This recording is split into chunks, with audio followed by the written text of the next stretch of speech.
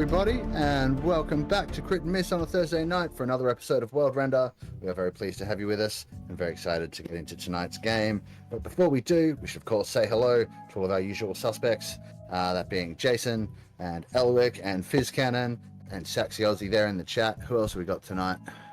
Pink Shamer.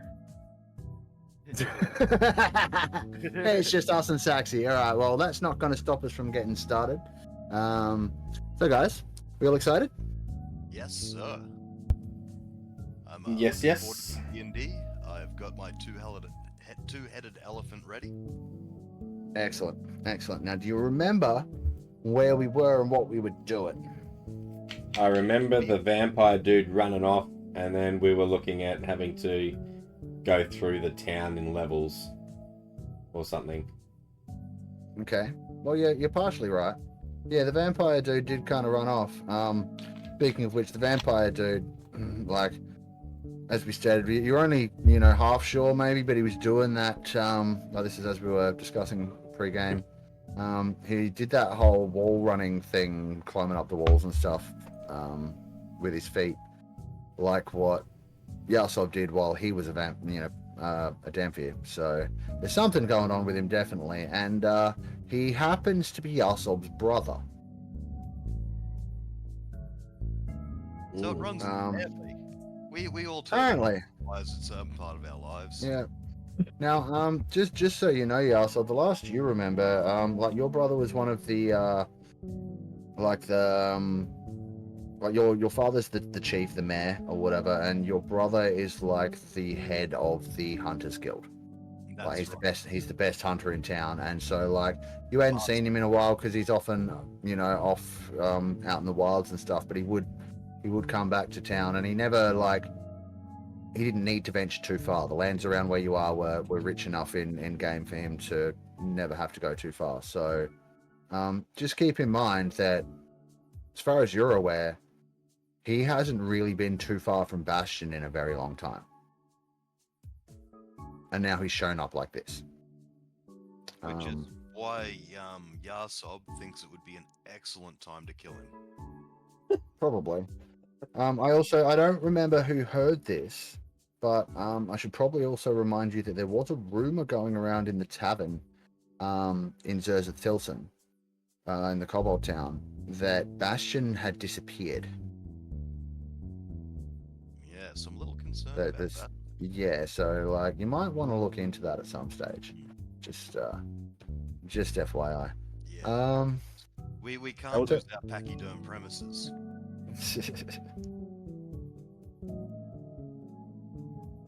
You about to say something, Fizz? It's graveyard. I was going to say that was the town we started from. Yes. Yes. My home. Yep.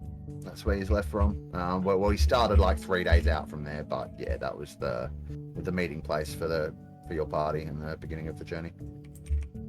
Up this way. So you've been fighting him.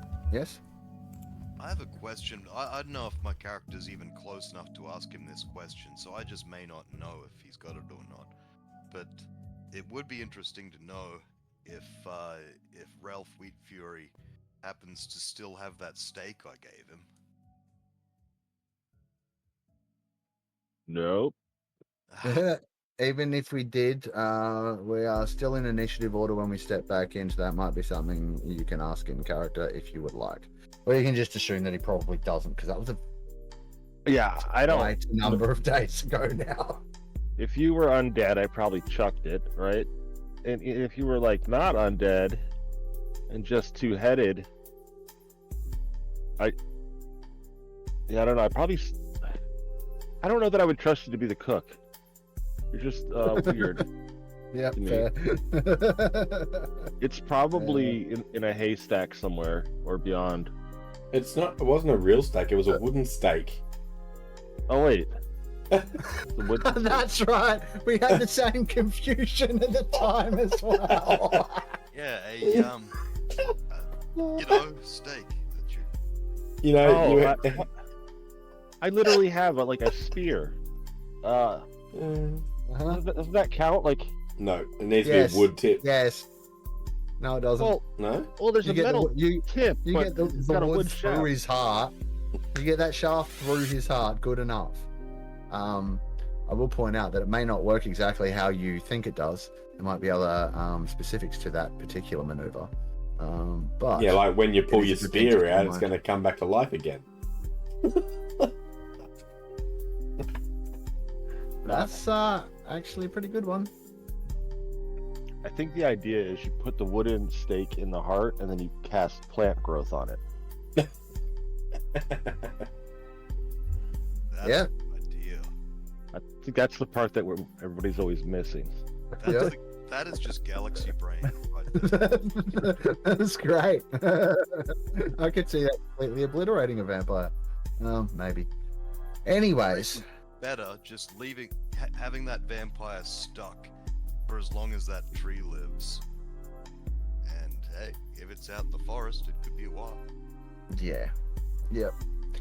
I can't wait for you guys to try and stake him. It's going to be so much fun. So, you're fighting him. He's buggered off up the ridge, kind of out of your view. But you don't know how far. We do. It was like 20 feet. These markers are a lot further away than that for me. Well, really, it wasn't that far at all. Like, I want to say I could have got to him with the horse, and other people could have taken shots, depending on height, for sure. You could, but like you need to get up there first to see exactly how far. Like he's out of view. Right. But yeah, like he's only had one turn's worth of movement to get away, so it can't be that far. Yeah. Right. All right. So that's going. Before we get started, new Yeah. feature to above 50T. Oh yeah. Yeah. So you're able to move us individually across maps now. Oh. I guess it's been there for a little bit, but they didn't know how to implement it with the UI. So whenever Okay. you go to a map, you can go to the player tab, and I guess add a person that way to that map, and the other people Gotcha. won't get added. I haven't actually looked at it yet, but so you might want to take a just a little look at some point. All right, let me just. I'm gonna switch over to the map we're going to and see if I can bring you over like one at a time. Let's just test it out. So I'm gonna go there.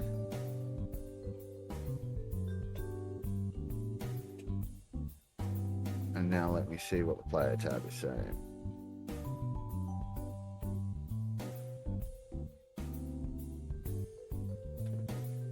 Pull to current scene. All right, so I'm going to pull Yahsob first, because it's the first one I clicked on. All right, Yahsob, can you now see the map instead of the intro screen? It is saying loading scene for me. I'm getting loading scene. But No. it brought me back to episode 19. Yeah. Nice. Yeah. All right. Cool. Well- That's awesome. well- What about Yahsob? Can you see map? I can see the map. Nice. Heck yeah. Heck yeah. All right. That's really good to know, and we will make use of that as we need to. Now going to bring you all across. So that should just bring you all across now by pressing the button, and it should load everyone in like the usual button. And it should load everyone into the market scene. Yep. Excellent. Well then, thanks Fizz. That was a good one. Taiji, your initiative seems to have changed. It was 21, now it's 19. Did you roll something? No.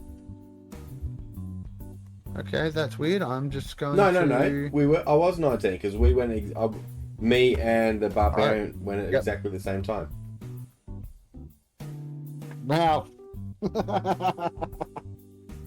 You passed your kink shame check. Well done. Yeah, thanks. Do that. Custom rolls. Yeah, just go to the bottom of skills. There's a little cogwheel. You'll figure it out from there. Yeah. You can add custom skills. Alright. So you can add like a Tinker Tools check and all that kind of stuff. It's Yeah, pretty yeah. good.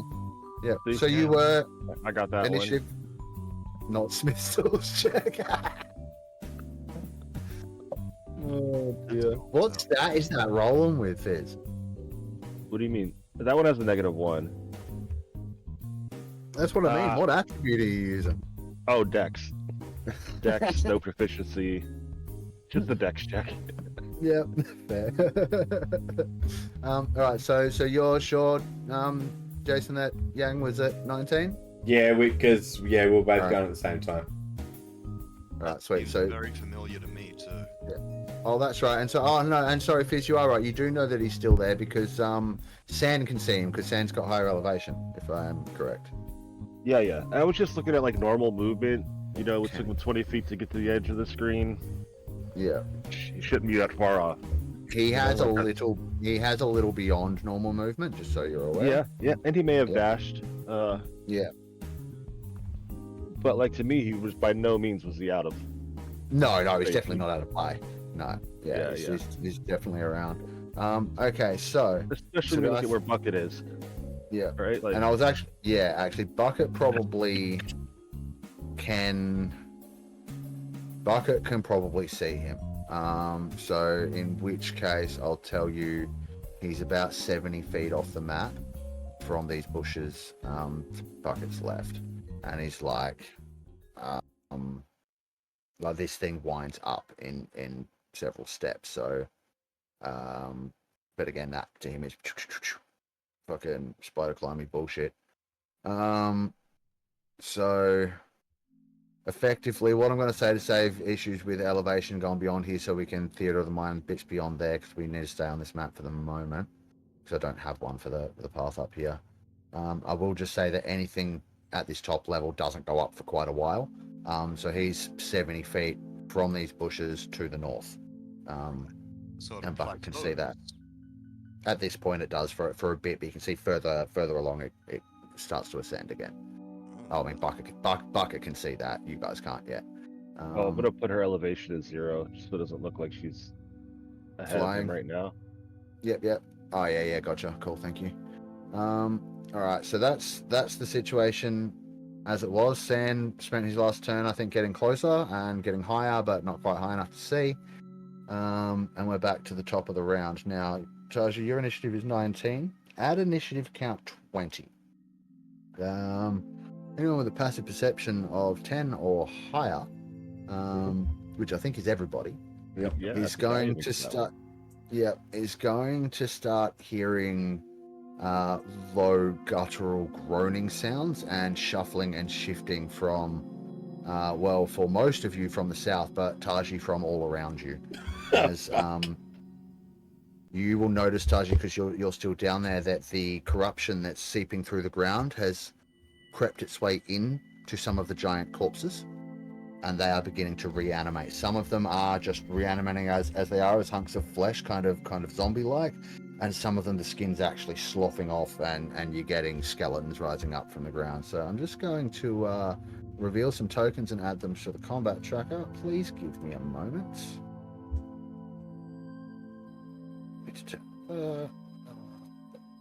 That one.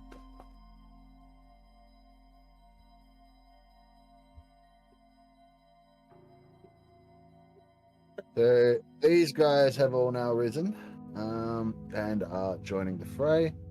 Yang, it is your turn. What would you like to do? Okay. Now, I will say, in this first round, while they're rising, these guys are counting as prone. They're still getting up. So until their turns, they will be prone. Let me just add those markers as well. Okay. Would restrain be better for ranged attacks? I mean, they're not restrained, though. They're, like, getting up from being dead on the ground. Well, yeah. I was just imagining them getting up slowly. Like, I didn't know if your intent was to give everybody a disadvantage on hitting them in this moment. Actually, my intention was more to make it easier. So, yeah, you're right. Restrained might be better. Let's go with not actually Get rid restrained. Of that Yeah, well, instead, let's not restrained, or you're just gonna have advantage to hit them until their turn. Oops, Okay. fair enough. That'll be the blue markers with the A. So you have advantage on these guys until your turn, until their turn starts, and then that'll be removed. Hey, there is So an yeah. advantage marker. Oh, there is. Okay. It's like right I'll above buy the it. blue one. Oh, oops. All right, I will fix that. And No, Taiji, it's you just can letting you start know. your turn. Yeah, cool. Thank you. No, I'd rather use the proper thing. Okay. Okay,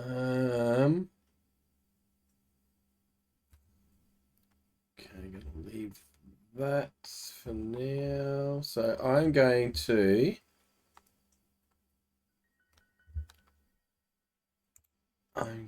do something. What am I going to do? Something. Something. Open your sheet for the first time after a week. Okay. So what I'm going to do Mm-hmm. is I'm going to cast a 4th level Spirit Guardian on myself. Nice. I will put That's that the one in. that stays on you, right? Moves with you, or? Yeah. Yes. Yep. Doesn't any number of creatures you can see to be unaffected by it. Yep. So Okay. all my people custody doesn't any number of creatures you can see to be unaffected. About that, the only person you can I see can at the see. moment is Eric. Yep. That's So fine. he's the only one you can actually. So just keep that in mind, guys. You will be affected by his spirit guardians if you go in there. I can't see Kadum as he's higher and on the edge. Like I wouldn't be able to see this first level, but I might be able to see Kadum standing up there on that ledge. All right.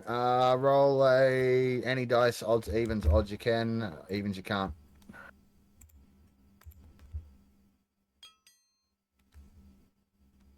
Nope. Sorry. Okay. Yep.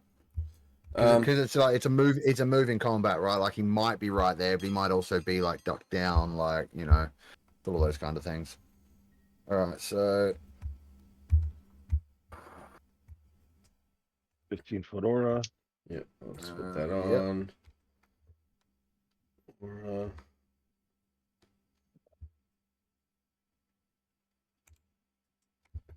Aura. Oi. What the?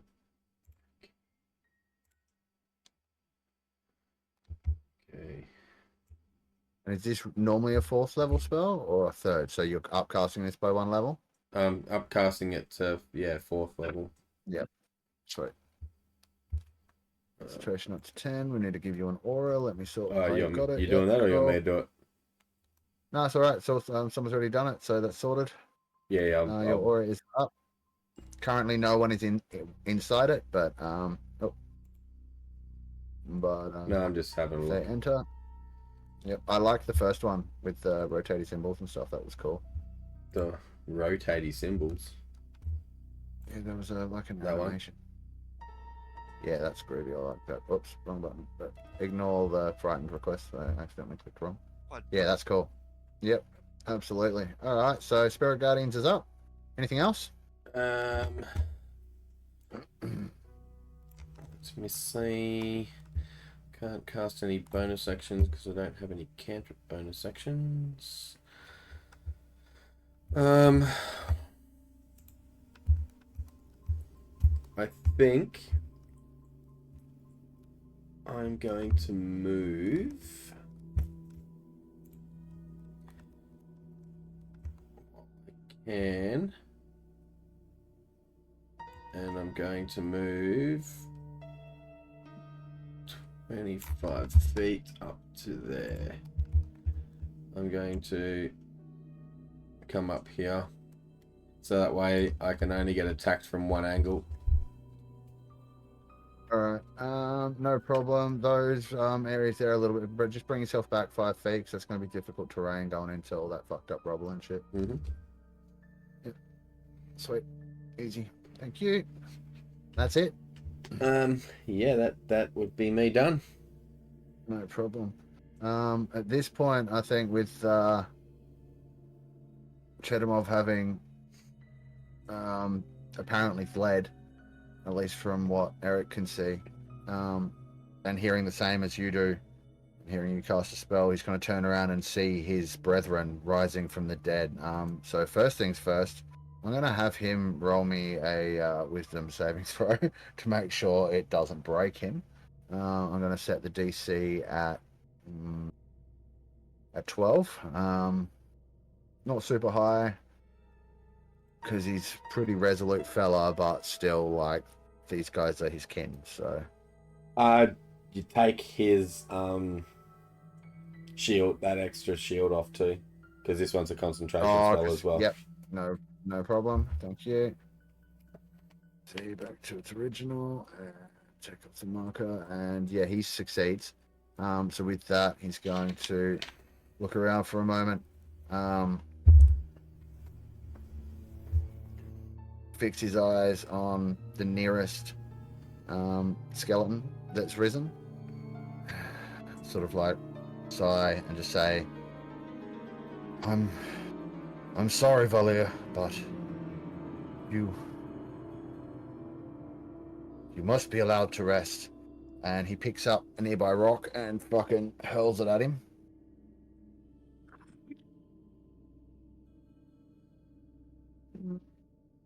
Manages to hit, I think.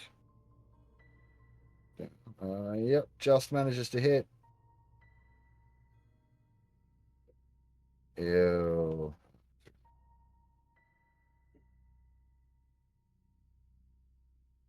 Waiting for my dice to get out of the way so I can... Oh, there we go. Okay, 17 damage. Not terrible. Oh, get advantage, so I'm just going to crit fish. No. 17 damage. So he hurls this rock and it smashes out a big chunk of this thing's rib cage. And then he hefts his club. Despite looking like he's, nearly wounded, like he's looking a bit roughed up. He's going to charge down to here and engage his fallen brother. That will be his turn. It's now Robar's turn. All right. So, Robar, obviously seeing... I'm just going to set some elevations on these guys so that you can see over stuff.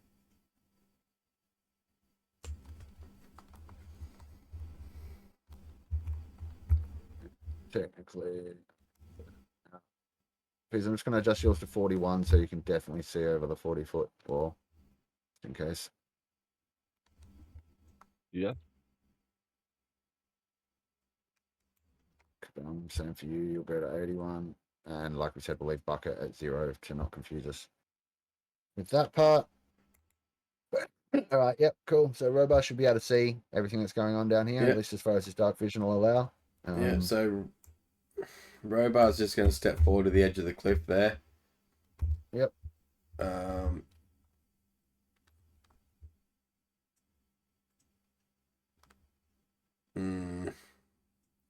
Okay. Not going to get that, am I? I don't know what you're trying to do. No, I'm just thinking of these his surprise attack, but it says here if the bugbear surprises a creature and hits with an attack during the first round of combat. Does it say the first round of combat, or if the creature hasn't taken a turn yet? It says the first round of combat. I think I might have fucked that up because I wrote that in, or is it from the bugbear thing? Let me have a quick look at his stat block. Bugbears don't actually have that. Okay. So yeah, I think I've added that and forgotten to. Yeah, I've added it. Yep. So that should read, if he hits a creature that hasn't taken a turn yet this combat, like it does for the bugbear race. Okay. So he will get it against any of these guys because none of them have taken a turn yet. Okay, cool. So I will. Surprise attack is on the bugbear. It's long limbed. That's not. Right. And that wording is the wording from the monster stat block. Okay, cool. So let's shit. I mean, you can have it this once, but then we'll use it as written. So only on the first round of combat. Yeah, but for this one, you can have it because it's like, these guys have just showed up on you. I'll allow it. Just Okay. because I said you could, and then we figured out that you actually can't. So So it's fine. So how I've got to use that one then? I've got to be like obviously stealth and surprise them. No. No. In in normal circumstances, surprising them just means you're acting first, right? In that context, it's not they don't have to be surprised because there is no surprised condition, and there's no like surprise round. It's just like things that are surprised in that first round don't get to act. But you don't require that for surprise attack. You just have to act before them normally. Okay. So, yeah. All right. So I will shoot at this one. I think I can get down to. He's only 55 feet, so that's fine. I'm going to shoot this one down here. I'm going to shoot it with my crossbow, my mechanical short no bow. problemo.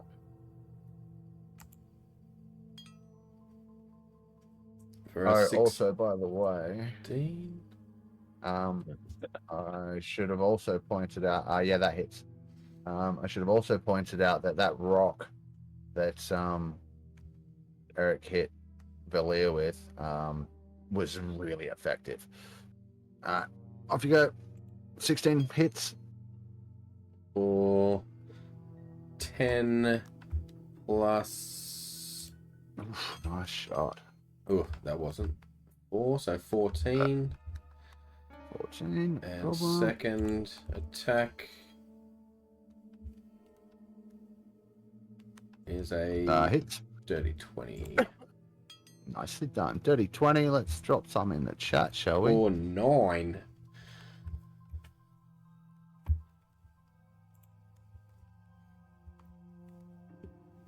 And then I can't drop it 30 20. I've got to re-up my sub. That's alright. Look at that. Okay, and Now I can do it. I keep forgetting how I do this helpful. I've got to be closest to the person doing the thing. You've got Up to to be 30 basically I've got to be within 30 within 30 feet of both. Like, you've got to be within 30 feet of the creature that you're trying to help. Yeah. And the target. Okay, so and that wall's wall's 40. Is the simplest way. Yeah. That wall's 40 feet up, Hang on, isn't it? let me just read what it actually says. I might have allowed you to do it. So normally the help action, like if you're trying to give advantage on an attack roll, It says the you would target be- can be up to 30 feet away from him. Yeah, so, yeah. Please, go on with what you were saying. yeah, I was trying to tell Jason, you need to be next to the person to cause the distraction. So that's the target. But in your case, it's like saying you're throwing a rock at him to distract him in that moment, or something like that. Or yelling Spot something on. to make him Yeah. look around. But Spot on. So, if it's a skill check, like you want to help with athletics or something, then you need to be next to the guy you're trying to help lift the rock, right? Like, yeah. Yeah.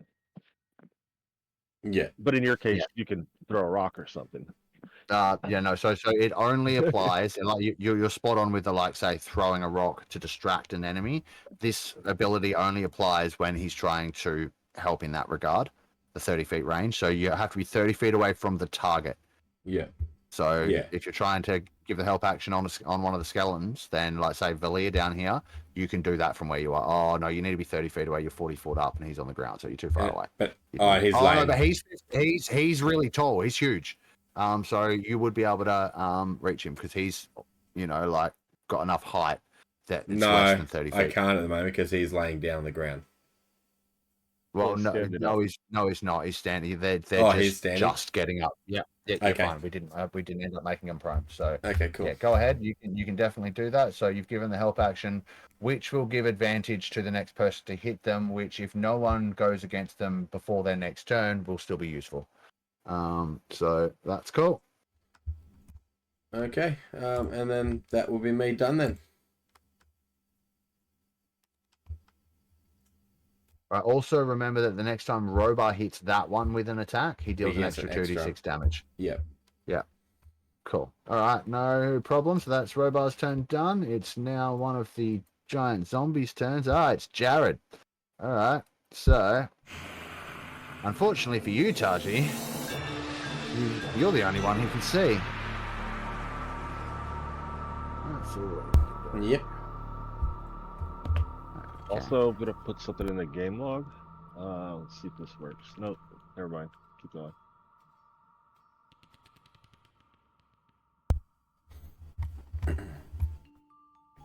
So that's something I need to go and add to these guys. Give me 2 seconds. The zombies have an aura.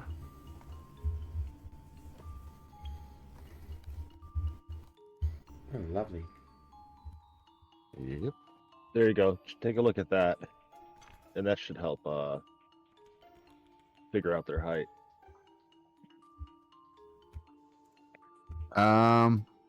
Cool.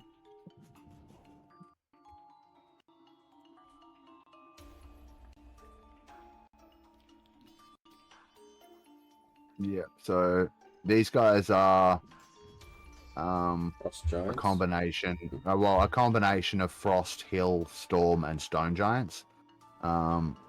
So yeah, there might be a cloud giant or two among them, but it's kind of hard to tell at the moment because they're all fucking dead. So yeah, they're all pretty fucking tall. You definitely would have been able to reach, any of them. Yep. All right, let me just finish doing this. Also, I shouldn't have shown you that aura. My bad.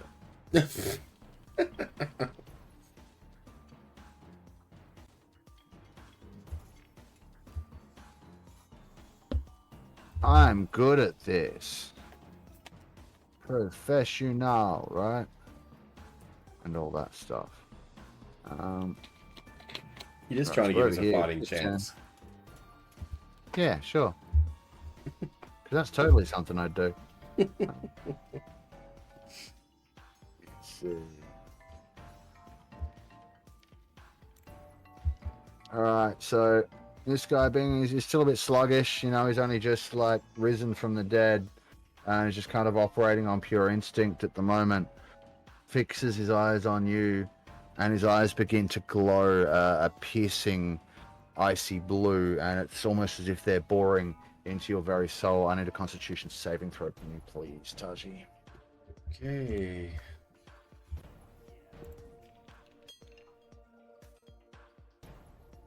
It'll be a 23. All right, so you can feel, like almost getting lost in its eyes, and you can feel a coldness creep over you that it's beyond anything you've known, but you manage to shrug it off. It doesn't creep over you. It's like it's coming from within your bones, but you quickly shut it down and you're fine. Well, that's good because I don't have bones. Well, your circuitry then. Then with that, not being very smart at all, it's going to shamble towards you and step into your... It's got enough movement to get there, even with the movement speed reduction, so it is going to get right up on top of you. But yeah, it's coming at you. You can't do anything else this turn other than that. But yeah, what do I need to roll? I don't think you have to. Wisdom save or something? Wisdom. And whatever your spell DC is. Yep. Let's scroll back up and have a look. Wisdom 18, so it fails. 48. Yeah, 48 damage. Radiant, I do believe. Yeah.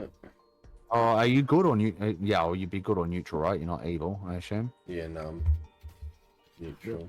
Cool. 48 rolling. Yep. 11.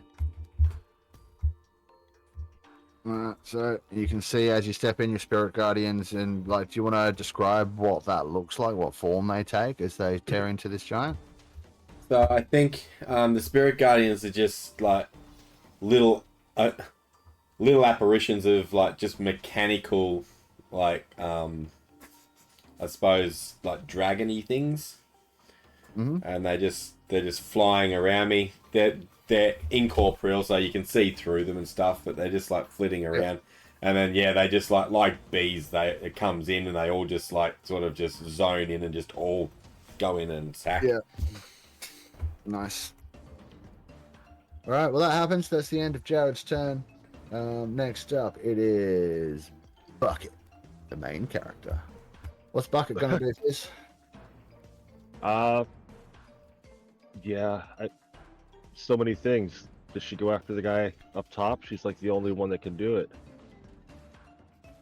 True. But like, also at the same time, I feel like they're gonna need help down here. Yeah. So like, yeah, that's a decision you're gonna have to make. I would also like to point out I intended to add this to Bucket stat block, but forgot to. You know how she wears the helm? Yeah. That gives her some of her powers, and it has the gems in it that can be used to cast spells. Correct. Because Bucket is so in tune with this helmet now, she's going to be able to, in effect, shake her head in a particular way to loose one of the gems and cast a spell from it. So she can do that. Let's say... Shit, I've been doing that anyway. Oh, she's been casting the spells? But yeah, where do you think like the fireballs are coming from? I don't remember you casting a fireball. Yeah. No, it's Bucket. Bucket's been doing that. Oh, okay. Cool as. Well then, ignore me and please proceed. Yeah, I was literally thinking about casting a prismatic spray on that one guy, but it seems like such a waste of one spell. And it's so random. I'm just gonna have her come back down. All right.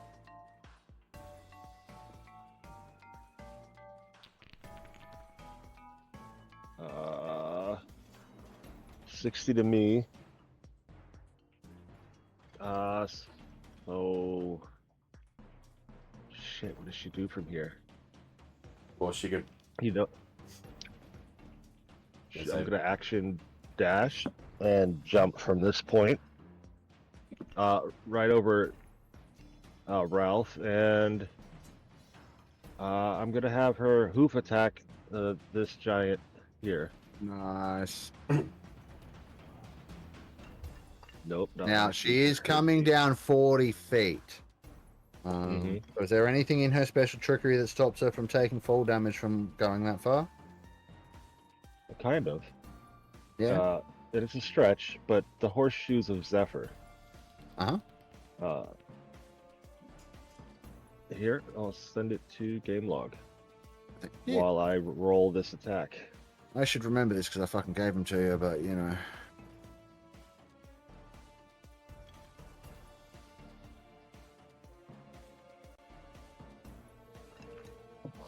Yeah, getcha. Well, it's definitely a hit. Also, oh, you rolled with advantage. Yep, good. Yep. All right. So that attack hits. Here's the damage. I lied because her fire should be activated for her hooves. Yeah. So more damage. Don't remember how much it is. I'm just gonna roll a d6. Yeah. Now her regular damage is bludgeoning. Yes. Yeah. Yep. Yeah. So, like I said, bludgeoning is super effective. She does epic chunks of damage to this thing. Like she basically obliterates the rest of its rib cage. And Also, spine in half. +5 bonus damage because I'm using the charger effect. When you use your dash action, and you take your bonus action to do the attack. Yep. +5 the attack's damage roll. So that'd be another 10, I think, that guy. Yeah, if it's of the same type, then yes. That's done. Now, so what I'm thinking, right? So the horseshoes of the Zephyr let you float 4 inches above the ground. You're dropping 40 feet, but you're landing this attack, and you get that spring back move, right? After you do this kind of thing. So I'm gonna say because of that, like if you were to do this and miss, then she's gonna hit the ground and take fall damage. But if you hit, then she just pops back onto her feet, no problem. Sounds good. Also, I need a strength saving throw from that guy. No limits on the creature size for that. No, and it really shouldn't be. DC 14. Yeah, because he's got the strength, right? He's a big creature. Oh yeah, he's fine. 21. Yeah. That's it. Then it's just her 20 feet of movement, which I guess I'll just use that to reduce the fall damage or whatever you're getting at there. So you should. If she hits, she just lands on her feet, but she can still. You've still got that 20 feet of movement, so you can have her jump back out of the giant's reach now if you want. Ah, good. Then I will jump back up here. You can not back up. That's because it's 40 feet up there. Yeah, but he's 20 feet up. Good point. No, you got me there. You got me there. Landed on his head and just sprung back up on the cliff. Yeah. Wow. This is the most acrobatic horse I have ever seen. That's great. I love it. All right, Ralph's turn. All right, I'll get on bucket. Charge! And that's my turn. Okay, no problem. So just a quick one. So you were saying obviously these guys that we've got don't get death saves, right? Does that mean Ralph doesn't get a death save because Bucket's the main character? I like it. Yes. Yes, that is exactly what that means. No, I'm kidding. But I mean, if you want to take that, Fizz, you can. It's totally up to you. Yeah, I'm okay with it. I will be very specific. Ralph doesn't get death saves. I like it. Yeah, I'm good. Good with it. I was joking. No, but that's now the thing. So nice one. Love it. Fizz agrees. So we're there.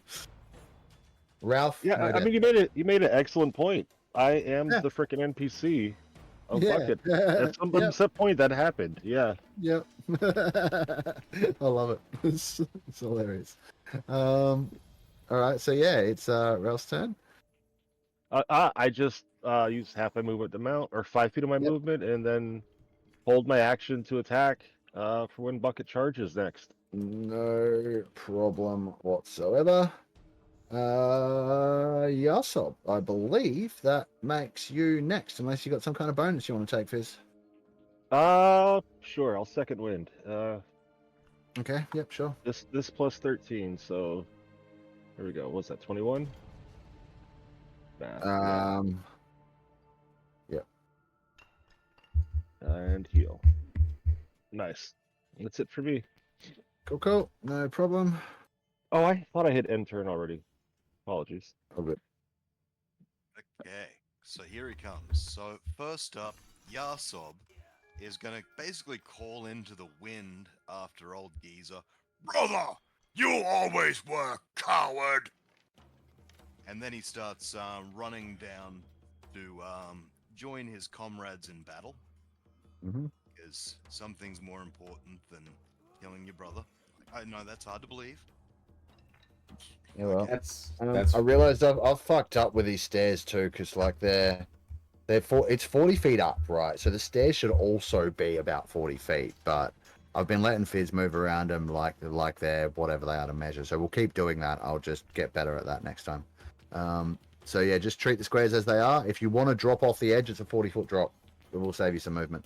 You know, I was about to ask that, and going down a 40-foot. Now you're raging. It's bludgeoning damage, so you're resistant. You'll take half, and it's only 46. only. But if you take any damage, it won't save you any movement because you'll fall prone. If you take fall damage, So then we're back to the whistle conundrum. It's an action to use the whistle. So. Well, Wow. you're already blowing it. Yeah, that's a good point. Yeah, so you have a fly speed. I've only just kind of landed, really. So Yeah, that means I believe I can fly. and you have two heads. So you never said you stopped blowing on the whistle. I believe it's Kadam that's blowing the whistle, and Yahsob's fucking wailing on things, right? That is exactly what I had in mind. Yes. Yeah. There you go. Well, use your fly speed and go for your life. Okay, so it's twice the speed of my walking speed, Mhm. which is, of course, 30, because I'm no longer a vampire. That means I can move 60, which means... You don't have extra movement from Barbarian?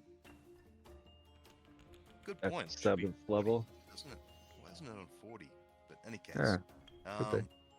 Either way, well, that's convenient, because it's 40 movement to there, which means I'm using half my fly speed. Sure. And you're getting yourself into My melee with the giant, and also the range of Taji's Spirit Guardians. So you're going to need to make a Wisdom save against Taji's DC. Also, you're going to lose 10. So like, you're going to get to there and be out of speed. I'm afraid, maybe there. Damn it. Because it halves your speed. Well, Used to well, how about this then? wisdom Please. saving throw. Oh yeah, wisdom, sorry, my bad. Yeah. Wisdom saving throw, then whatever I'm gonna do. Oh, So you need to meet or beat an 18, which you do not, and that's a crit fail. But fortunately, yeah, fortunately for you, I'm not going to be mean about that, because it's your companion spell. So Taiji, go ahead and roll some radiant damage for our friend Kidum here. Yeah, I'm looking over Eric's sheet. He's missing that 10 feet of movement. Yeah, okay, that's odd. He should have that, shouldn't he? The only thing I could think is the Bonecraft armor. Might be heavy armor. it's not heavy though. No, we I know changed it back to I know medium. it says medium, but it might actually be heavy.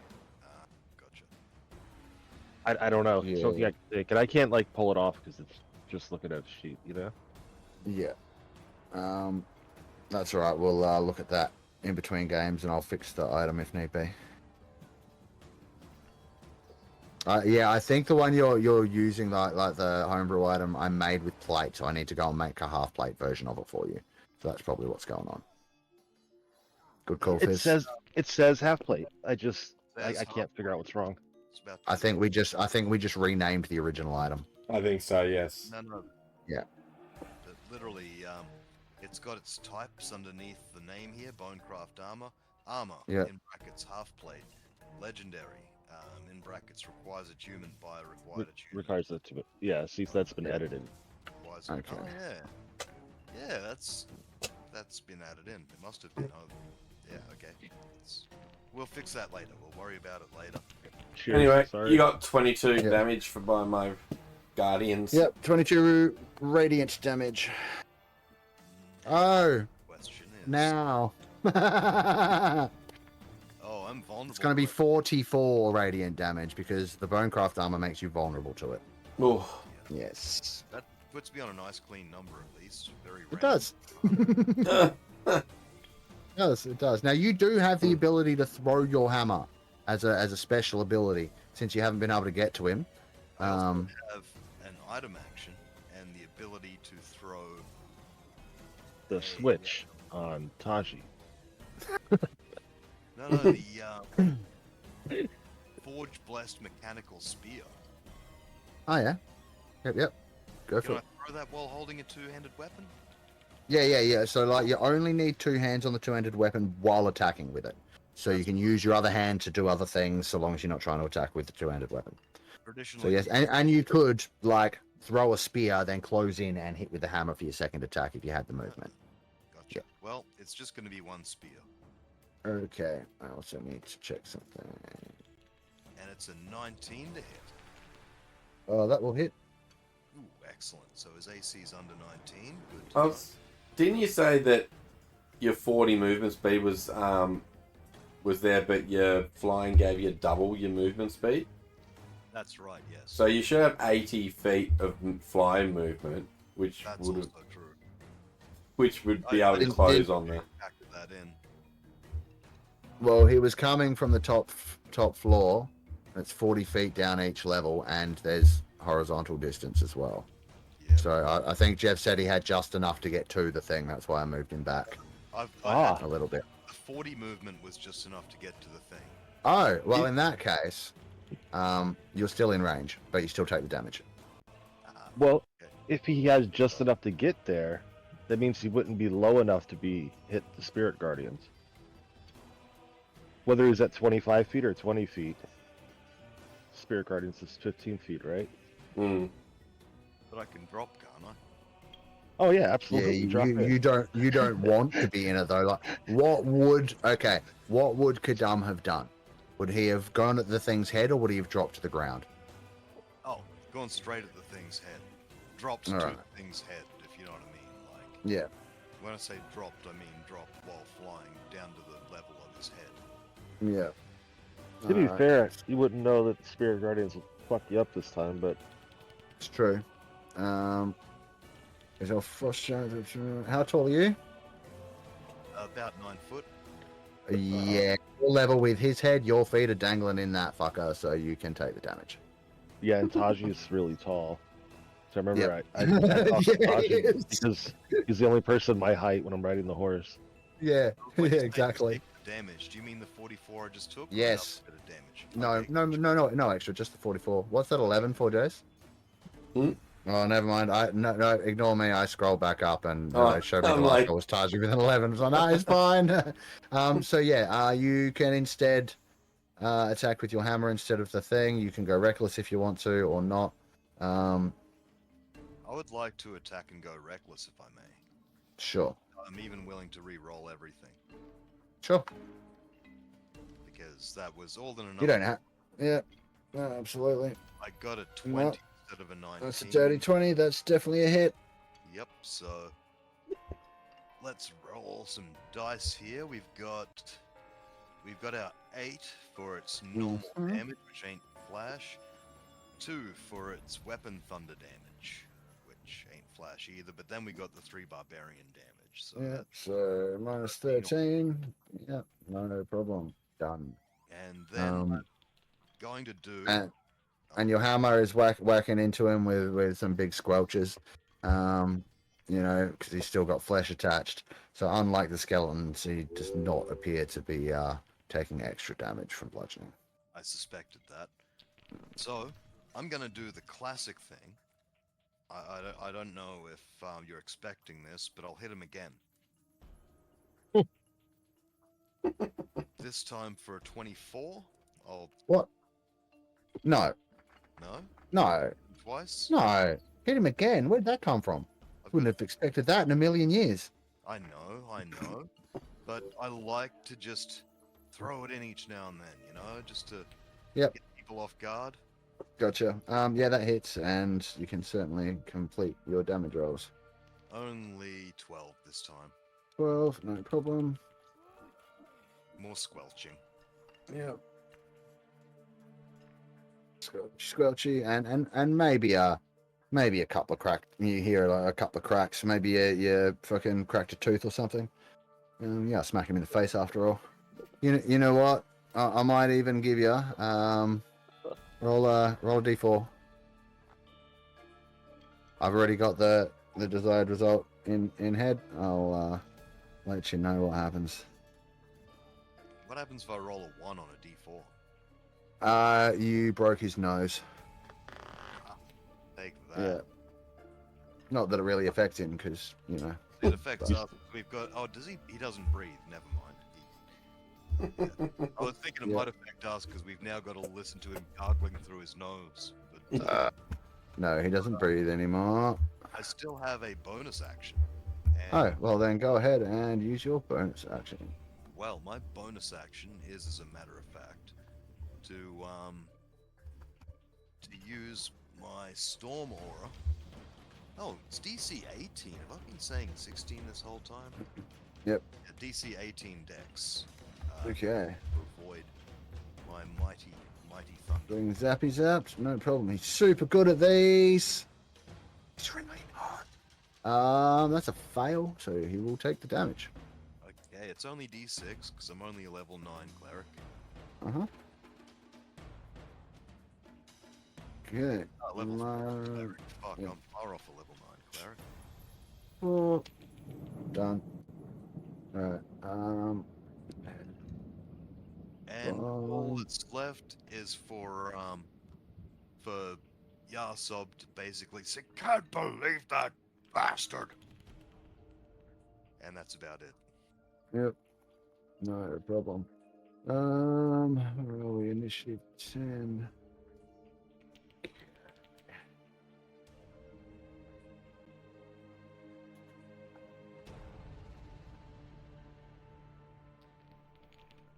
You'll begin to notice that the corruption is spreading further.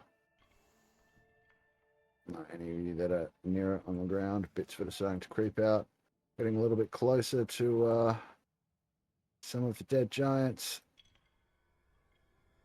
Yes, Fizz? Nothing. Robar. He has an awesome help action, Jason. When he helps, I should have had a D6 on my roll added to that advantage, and Robar should have done an extra 2d6 damage. Yeah, if he hit. No, Robot, that's on his next turn. No, it's his current turn. So you do the help action and then you attack. Yeah, he's supposed to do the help action first. Mm. My bad, that's true. Alright, so yeah, corruption is spreading through the ground a little more, which is possibly concerning. And Valia, which one is Valia? Oh, that's this one. That's a nearly dead. Okay, what are you doing, buddy?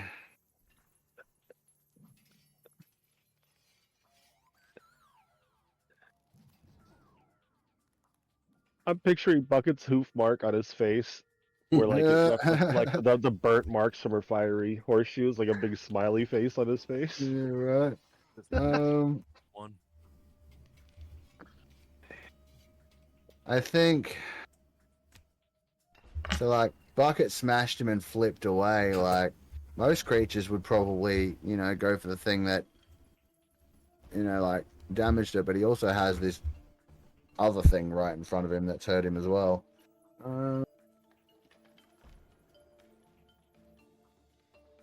Yeah, I think he's just gonna take 2 swings with his great axe.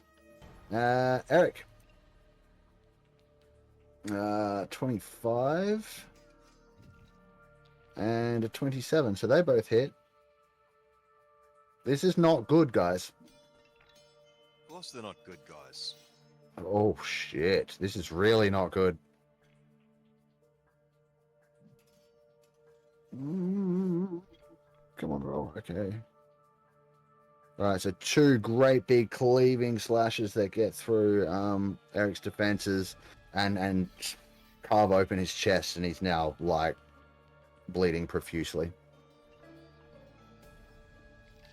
Like quite profusely. He cries out in pain. That's that one's turn. Next one will be this one, so it's going to move and then do things. Gonna get rid of his advantage on him. Thank you.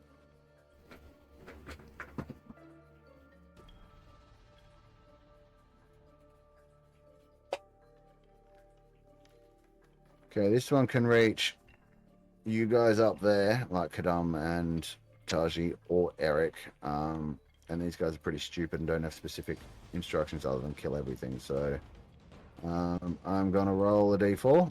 Odds is going to go for Eric, and evens he's going to go for Taiji.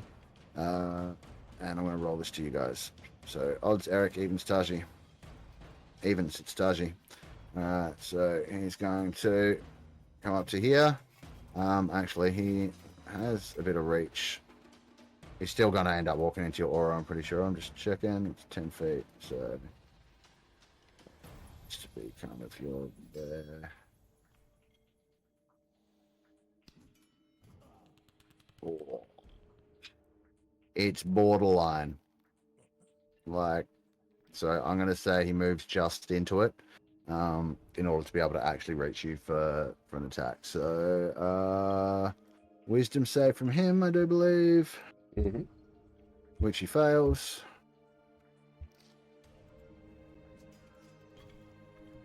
He takes 16 damage.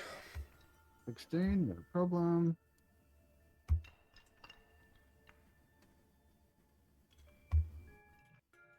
Apply that to this guy. Oops. And Double then... movement. Yeah, he had plenty to get there. It's got like 40 feet. I forgot that Elric was flying, Oh, yeah. and I'm thinking, wait, he's falling into Spirit Guardians. Does that slow him down? So Taiji, you've been potentially hit twice. You want to do anything about that? You rolled those public. Oh, whoops. Yeah. My bad. So, shield might help you out of one of them, if you have it. And then you've been crit as well, Yeah. I'm afraid. So, shield, yes or no? On that first one? I'm just having a look to see if I... Oh, that'd be a crosscast, wouldn't it? Yep. Yep, uh-oh. It's not marked on my sheet anymore. Did we have... No. I don't remember if we've had a long rest, but we must have. We did before we After came here, but not since this fight. Have you Yeah, done yeah. a crosscast in this No. fight? No. Then you're fine, you can do it now. Let me... For those of you that are with us that don't know what's going on, Jason is playing two characters in one, so to speak. He's two Warforged. One of them has a damaged power source, so they're linked together. And he has a fully leveled, match with the party cleric and a wizard, but he can only actively use one at a time. But then a few times a day, he can reach into the other one's spell list and cast their spells with his existing spell slots. Like, he doesn't get two sets of spell slots and he only gets one pool of health, but he has the ability to switch between a little bit. Now, I don't know, obviously. It's crappy that you rolled me both of them, because now I wanna say that I'm going to use my reaction to Silvery Barbs the crit. We've had discussions about this. Oh, that's right. We can't Silvery Barbs the crit. That's right. I'll just do the shield then. You totally can. I don't mind. You totally can. No. We said we couldn't. Yeah, I shouldn't have rolled them both. Oh, we did. We did. Okay. I'm pretty sure. See, I don't remember these things. I know we have discussed it, and it's it's a shitty thing to do, but that is the intention of the spell. You know what I mean? Like, yeah, that's kind of what it does. So, like, look, if you let's roll that and shield. All right. Okay. Yeah. Cool. Yep. I'm with you. I'll just do evens. It's the normal. Odds is the crit. Yep. Wait, your silvery barbs instead of shielding? Yeah. Okay. All right. So you'll be hit by the first one, because that you said odds is the crit. Yeah. Yep, so you're silvery barbing the crit. The first one hits. I'll re-roll the crit and see what he gets. I'll roll this public now as well. Just might as well. That is going to be a miss, so good call. Nicely done. One lot of damage from the other one. It's going to be 22 slashing damage. Nice one. Good call. Mark off the spell slot and choose someone else to get advantage on a roll from Silvery Barbs. Because that is how it works. You're distracting this creature and using that energy to sort of boost someone else. Yeah. It can be yourself, but also which you might want to consider, because I also need a concentration check for Spirit Guardians. For the 22 damage, so that's going to be DC 11. Yeah, no, that's... Finally got the hang of it, Fizz. Yeah. Thank you for being patient with me for like a year. I'm going to give... Earlier, you recited a rule, and I had this little tear come down, this little proud moment. I'm just going to give Eric Eric the advantage. Eric, yep, cool, no problem. And I'm doing a 20. Hey Jason, with silvery barbs, does that advantage apply to even death saves?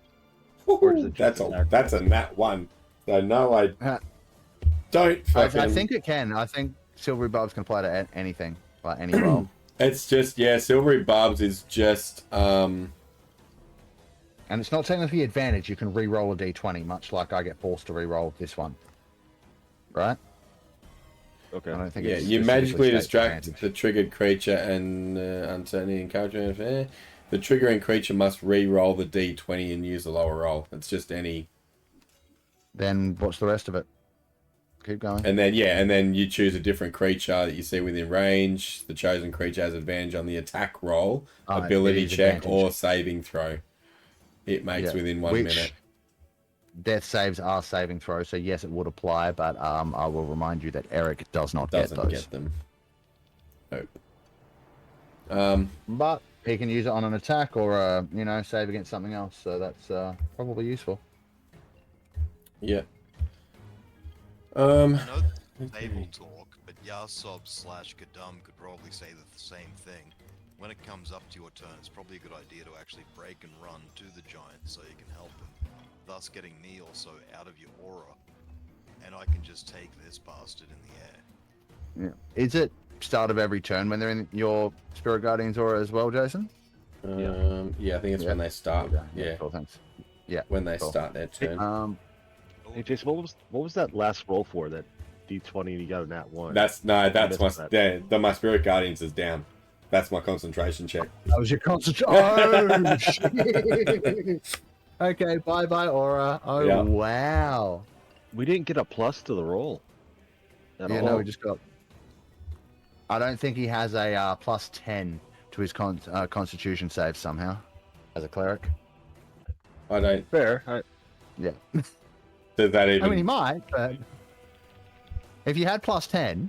Oh, If your I con didn't save even. modifier No, is plus 10, my then you're cons, fine, but my no. cons are plus 5. Yeah, no. Now, if it was wisdom, my wisdom's a plus 11. Yeah, there we go. You know what's really cool is I've actually started using your... I've actually remembered to start loading your proper token now, so like I can actually open your character sheet and look at things. Yeah. Yeah. Nice. Okay, so that is the end of his turn. And we're on to one of the other giants. It's Torvald down here. He's going to squeeze through there a little bit. So he's going to lose. So go like to there. See if he has range with the other thing.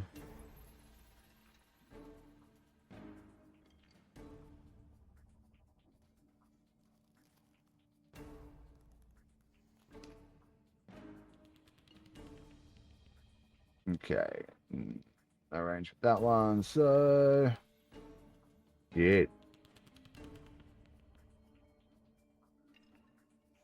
Yep, alright. Eeny, meeny, miny, mo. I think the only one I can actually see up there is Ralph. Everything else is a bit obstructed. This guy's going to pick up a piece of rubble and hurl it at Ralph. Okay. It'll be a disadvantage for long range.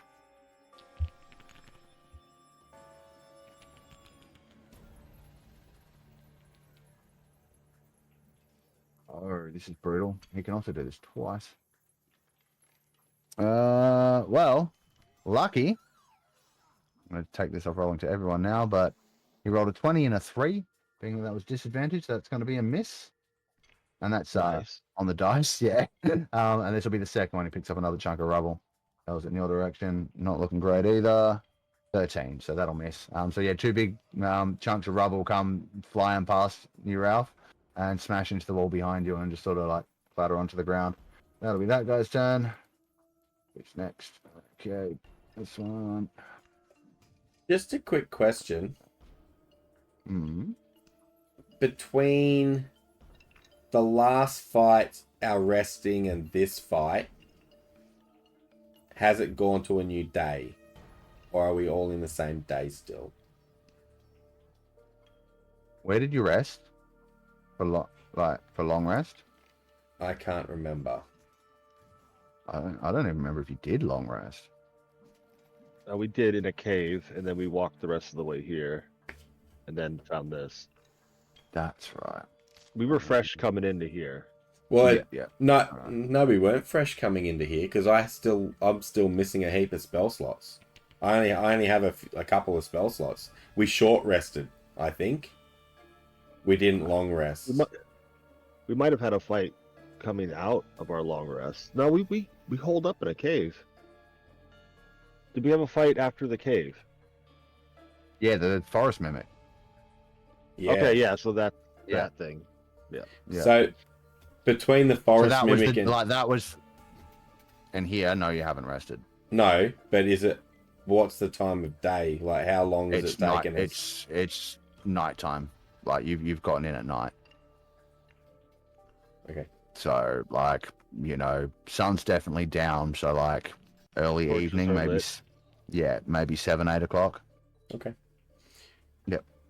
All right. So this guy has one choice. One choice only. Actually, that's not entirely true. You can see a bunch of you guys as well. I think I'm gonna have to roll a dice. Odds, he's gonna charge in and whack Eric. Evens, he's gonna throw rocks up at the guys on the ridge. Odds, he's charging in to whack Eric. This isn't good, guys. Of Eric. I like Eric. Hit and Oh no. hit. Oh, 2 Yeah. hits. Oh no. No. The first one does it, but the thing just keeps going. This thing charges towards Eric, and you can see the look of horror on your new friend's face as this thing just cleaves down and his axe twains his skull in two, and Eric collapses to the ground dead. Eric! Oh no. No! That is one giant problem. Yeah. I will remind you, Revivify still works on NPCs. It's not just for party members. Hear me Um, out. Feel free bards. I know he's not a special NPC, but I think give him one death save. Because of the silvery barbs? Yeah. Okay. All right, I'll give him one. I'm going to roll it. Public. Roll public. Yeah, I will. Okay, now, so again, standard death save rules apply. If he rolls a 20, he'll get back up with 1 hit point. If he rolls a 10 or above, he will stabilize. If he rolls below that, he's dead. Rolling. He is a champion fighter, so he crits on a 19 or a 20. Okay. So Eric seems to be laying on the conscious. There's a bit of blood that's pulled around him, but it doesn't seem to be falling out. The problem is that the way I described that. He's alive with an axe through his head, yeah. Yeah. So in which case, I'm gonna actually say that giant is now disarmed because the axe got stuck. It's still in his head. You- How's he I stabilized hope with an it axe in stays his there head? forever. Hey. I said, I how's he... hope that it stays there forever. Sorry, go ahead. I'd bring him back to life and he's walk around just with an axe in his head. Yeah, like we can't take it out, bro. You're gonna die if we take it out. Yeah. Let's say the first slash gouged out another chunk of his chest, and he just started pissing more blood. And then the second one swings down and just it lodges in his skull, but doesn't actually go all the way through. Apparently he's got a hard head, right? And then the axe gets stuck, but he still goes down and passes out from the pain. Yeah, good call, Sax. Why do I interject with something here? Now, No, yeah, of course. I have some limited knowledge of neuroscience, and for that reason, see if you get it right in the middle. See, there's this really not often used operation to cure very severe cases of epilepsy called the split brain, where you actually cut the fibers that connect the two, some of the fibers that connect the two hemispheres, and you see you get this really weird quirk afterward, where you can actually recognize things that Here are it there comes. to one side, but you can't grab it. But on the other side, you can grab things without realizing they're there. It's just the weird Interesting. way the brain connects. I was You- waiting for the pun. You have No, there's no- so much knowledge that's just random. Welcome to being neurodivergent. Yeah, it's pretty much. All right. So that is that guy's turn, and he's if he had feelings, he'd be feeling quite chuffed with himself right now. But he does not. Okay, one more to go. Move him down. This guy's gonna come up here. 40 feet to there. He is get rid of advantage. Going to let me see.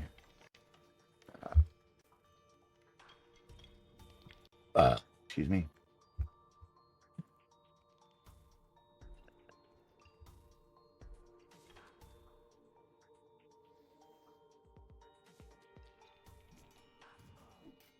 All right, 4 targets up on the hill. Robar, San, Ralph, Bucket on a D4. In that order. Stan. Okay. Now, I feel like this guy might have some base instinctual knowledge from, being a risen giant. And will probably be able to cotton on to the fact that an ice kobold, which he would have seen in life, ain't going to take much cold damage. He's going to throw a rock at Sand. Yeah, well within range. Short. 15. Does that hit Sand? That's a good question. No. I'm kind of hoping. No, it doesn't. He's got 18 AC. Just looks nice. All right. He'll try again. Try again. That's me. He still misses. A 16 this time. So yeah, he picks up 2 big bits of rubble and hurls them towards Sand, and Sand's up pretty high, so they go sailing over Robar, past Sand, over, well over Bucket and Ralph, and crash into the wall behind those guys. So that's the end of his turn. Right. Ralph? Right. Bucket, because Sand's next to them, or slightly above them, but and then it will be Sand's turn, and we're nearing the end of round 5. So, specifically, it was this bastard, wasn't it? Yes, that's the one that just threw rocks at Sand. That's the one that just threw rocks at Sand.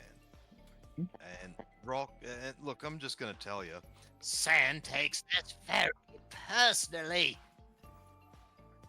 he's going to fly upward. How far can he fly upward? Let's go about another 30 feet upward. So he's at 83 elevation. But because of the height of these giants and the range of his weapon. Oh wait, short bow or longbow? Anyway, should still be in short range, I'm guessing. He's just higher up. But then I'm going to sharpshooter. Actually, he can hold his nerve. It's not going to be that guy.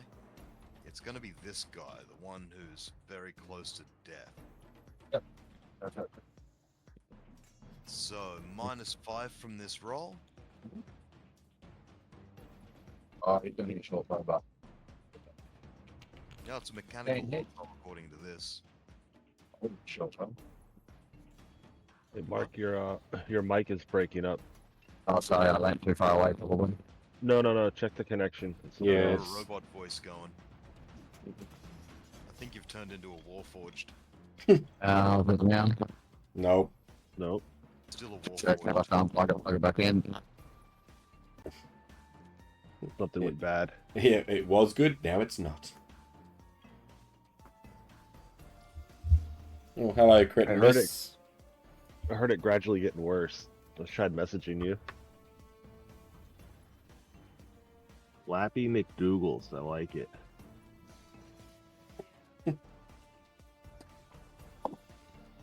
What's up, Sven? How about now? Is that better? Perfect. Yeah. Perfect. Yeah, there we go. Hey, Sven.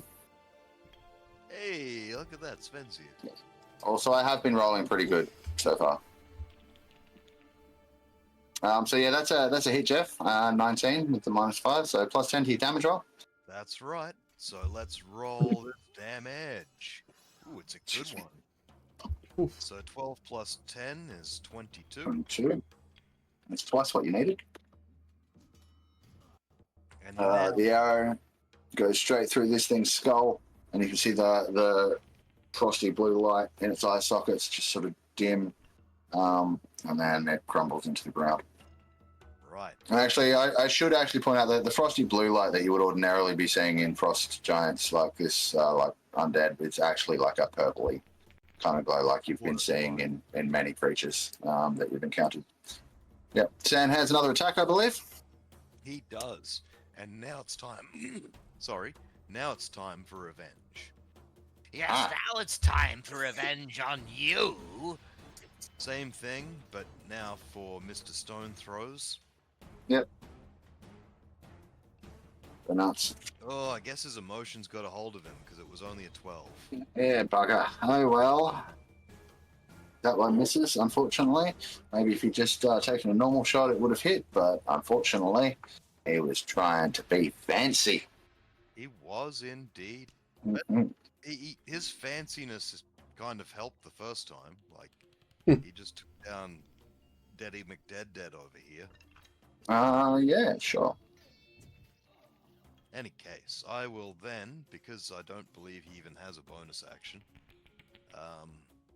end the turn so that Okay. King may do a thing. Well, before he does, some stuff going down at initiative 20, so just give me a couple of seconds. A couple of seconds, literally? No. Good. I need a few because more than even that. the time I took to ask a couple of seconds was a couple of seconds.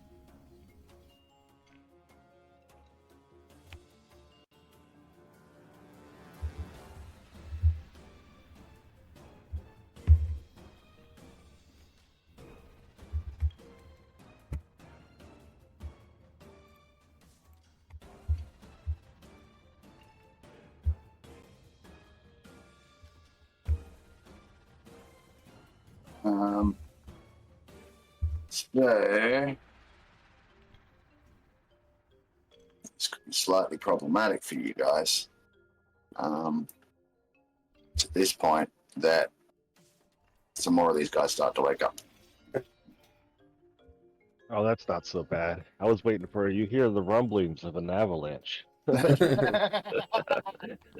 that's next turn. No, it is bad because I'm pretty much out of fucking spell slots. Oh no! What a shame. So let me just unhide and add some tokens. Got jumping in. Yeah, what happens when you're all out of spell slots? It becomes kind of useless. That's when you pick up a stick. Oh, I've got a weapon. I have a stick. Excellent. You've got a stick. You're fine. What are you about? All Just right. hit the things with your stick, and they'll die. That's what I've been doing so far. You'll be fine.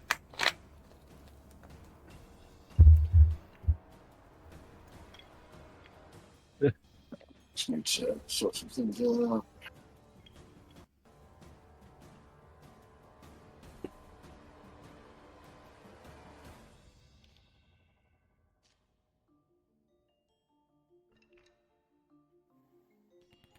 There we go. Before my turn, do we want to go for a quick break? It's pretty early. Do you need to go for any reason? I know that's right. I know that's right. I'll do my turn. I'll do mine and Robars, and then I'll go put the kids in bed quickly. Yeah, sweet. Easy, man. No problem. All right. Yeah. Your turn then. Go for your All right. life. So some more of these giants have started to come back to unlife. They'll be in a similar state as the other ones, so the ones that are just waking up will have you'll have advantage to hit them until their turn begins. So go nuts. Okay. So, seeing these other ones rising up, I am going to raise my divine power, and I'm going to channel divinity and turn undead. Fucking took you long enough. No, because it's only within 30. I had to wait for him to come in closer. Yeah, that makes more sense. Okay, so within 30 of you, that's gonna be, so just these 4 that are closest to you. Mm-hmm. I believe it is a wisdom save, right? Yes, I think so. It is a saving throw. Hey, where does it say? Yeah, wisdom. Yeah, wisdom 18. Yep, 18. Also, I don't think they are, but anything that is CR2 or lower is instantly dead. Well, they are all successfully turned. I'll just check their CRs. Definitely a no on the zombies. Oh, I wouldn't expect And these no ones. on the skeletons. So yeah, no. But they are turned, so they are feared, and they're going to have to start running away from you on their turns, I believe. As per turn undead. Yep. You got to use their no actions and bonus actions to run away. Well, they can't use their bonus actions to run away because bonus actions, none of them have that. If you'd done that on Chedamov, and it worked, he probably would have been getting he's got a bonus action movement thing. But yeah, these guys don't. So yeah, cool, no problem. So you do that with your action, and it works. And I'll yell out. Oh, wait, sorry. Before you start, at the beginning of your turn, I need a Constitution saving throw. As the icy cold of just being in the presence of one of these frost giant zombies is starting to get you. 17. That passes. So you are fine. Cool. All right. So as I do this, I'm just gonna go. Any that run, don't hit them. And I'm gonna leave that, and then I am then going to. Where is it? Okay.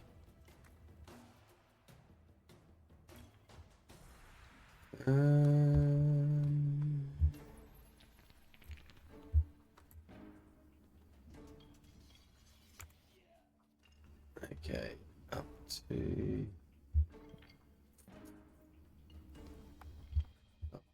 up to 30-foot radius.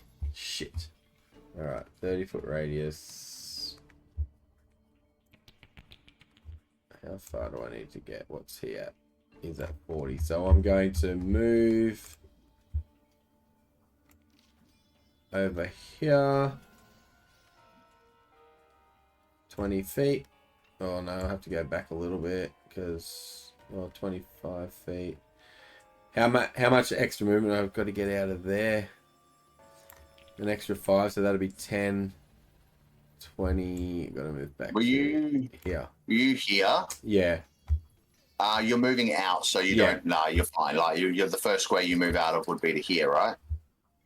Yeah. Or to here maybe. Like either one of those is not going to be difficult terrain. So it's as Fizz explained, it's as you move in to the square, not as you move out. So you're fine. All right, cool. Oh, then I'll just get to there, and then I'm going to cast a Mass Cure Wounds. Is that a bonus action? No, it's just an action. And I don't think so. Why not? Because you've already Turned undead. I know, but it says there's no action required. To turn undead. Well, There's not. I'm just saying that's what it says. What? It says channel divinity, no action. Wait. It says it Which one? in my Turn channel. undead or channel divinity? Because channel divinity is normally in action. Whoa. Which one are you? Light, you said? Turn undead. As an action, you present your holy symbol and speak a prayer censuring the undead. Channel divinity says no action required to use because that's your pool of uses for various abilities that then have. Different Okay. action economy. Yeah. Yep. Yeah. Okay. So yeah. You so sorry, but yeah. No. That's all right. So I Yep. can still use a bonus action. So I will. Bonus action.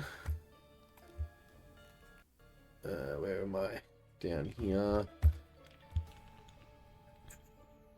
Feeds that black circle around Bucket. That's her, or she does like radiant damage to undead in that order, doesn't she?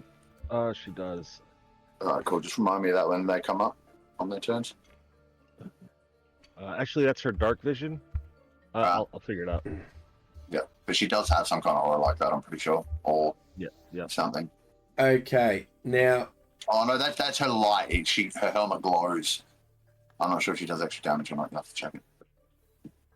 30-foot D6 radiant damage. Yeah. Yeah. Yes. That's right. It works for both. Yeah, sweet. Oh, Jace. So No, it's alright. so So now Robar's full health. Everyone's Yeah. full health except Bucket. Can I see Bucket standing on the edge of the cliff? yeah, she's Eric, tall. too. Now, when you say you mean Taiji.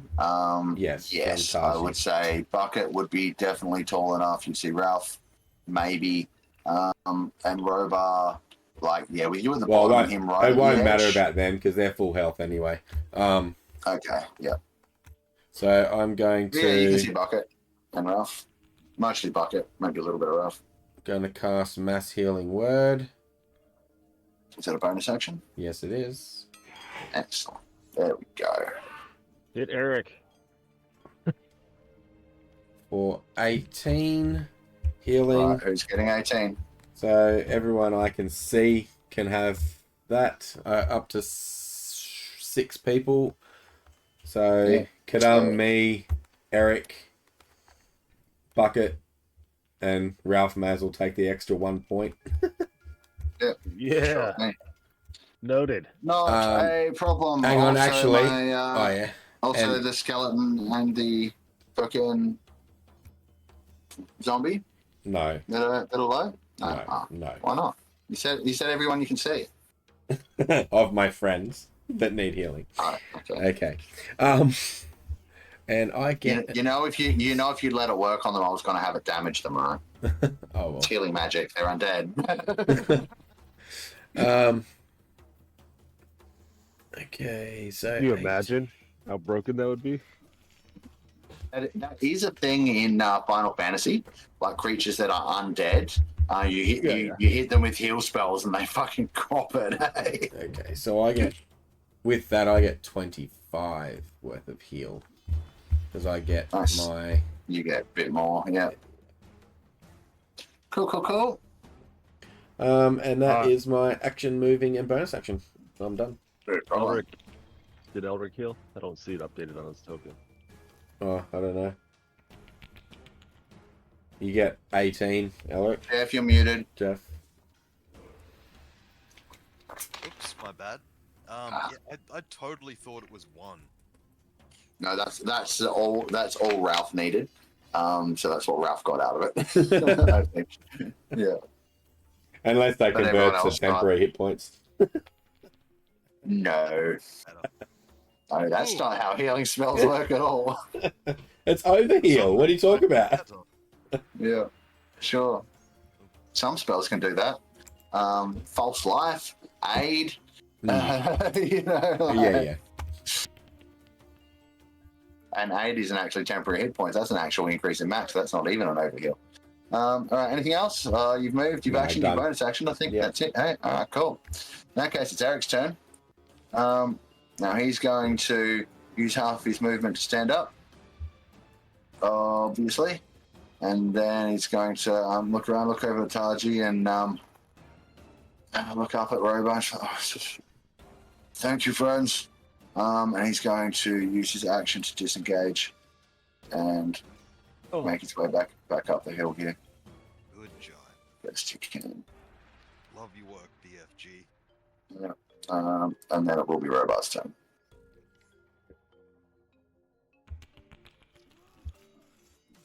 All right. Yeah, he's not mindless. He has self-preservation. He wants to live. So He's just seen a Robar, good chunk of his clan wiped out. So Robar is just going to, remember, help action first, then attack if you want to get the bonus damage. yeah. So I'm within 30 feet of.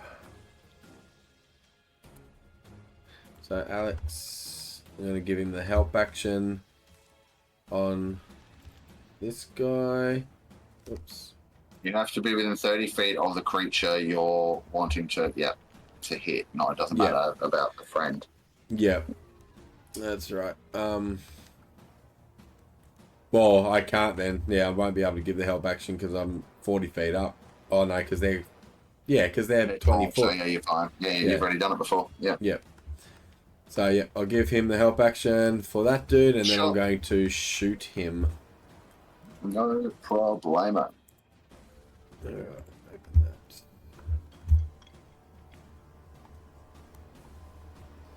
Alright, shoot with this one. First one is a 26. Hits. The extra damage on that one. Yep. Second one is only a 18. Also hits. Alright, so this can be the second one. It's a 9.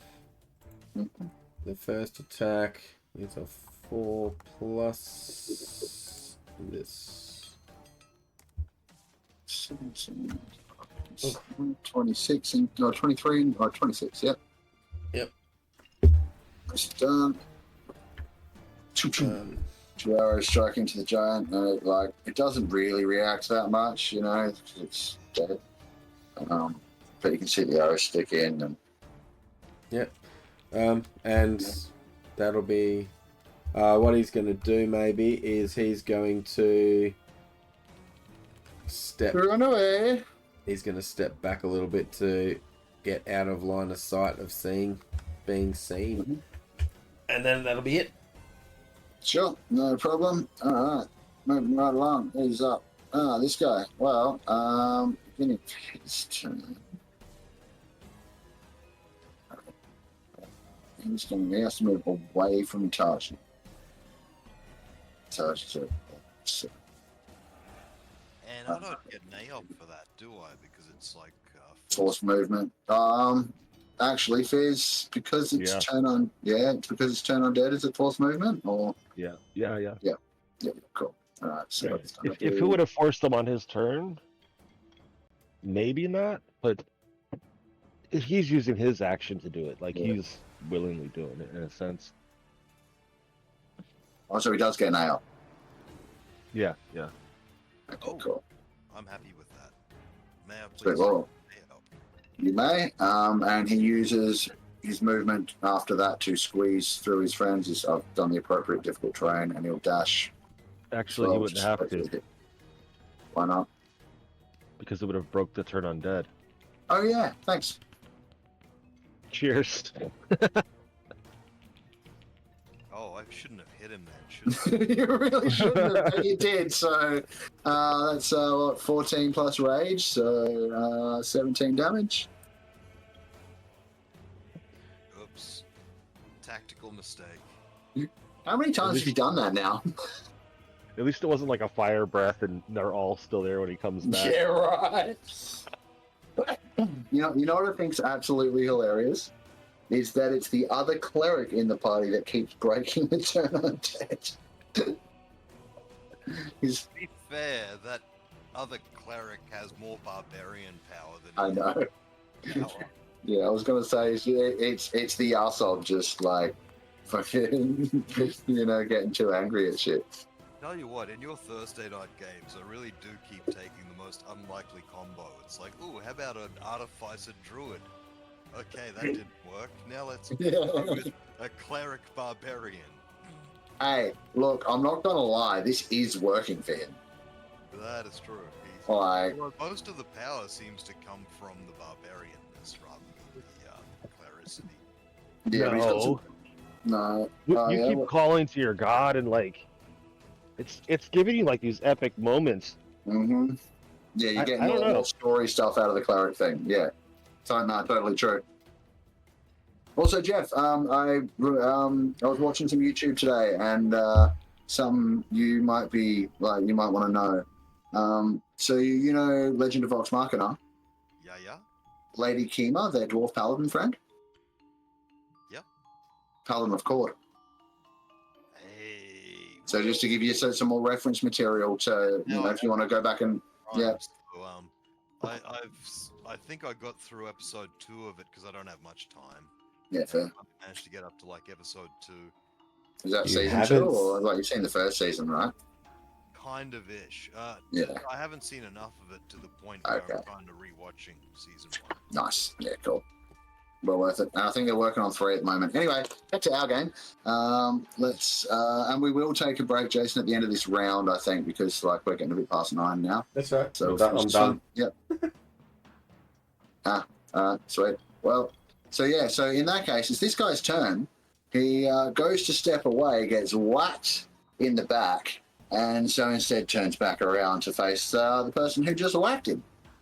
What the fuck? Why would you hit him? I told you not to touch them. You didn't actually say that in character from my recollection. Yeah, I did. Yeah, you did. Yeah, I did. Oh, you did? Okay. Yep. Oh, well. What he said was like, let him run, right?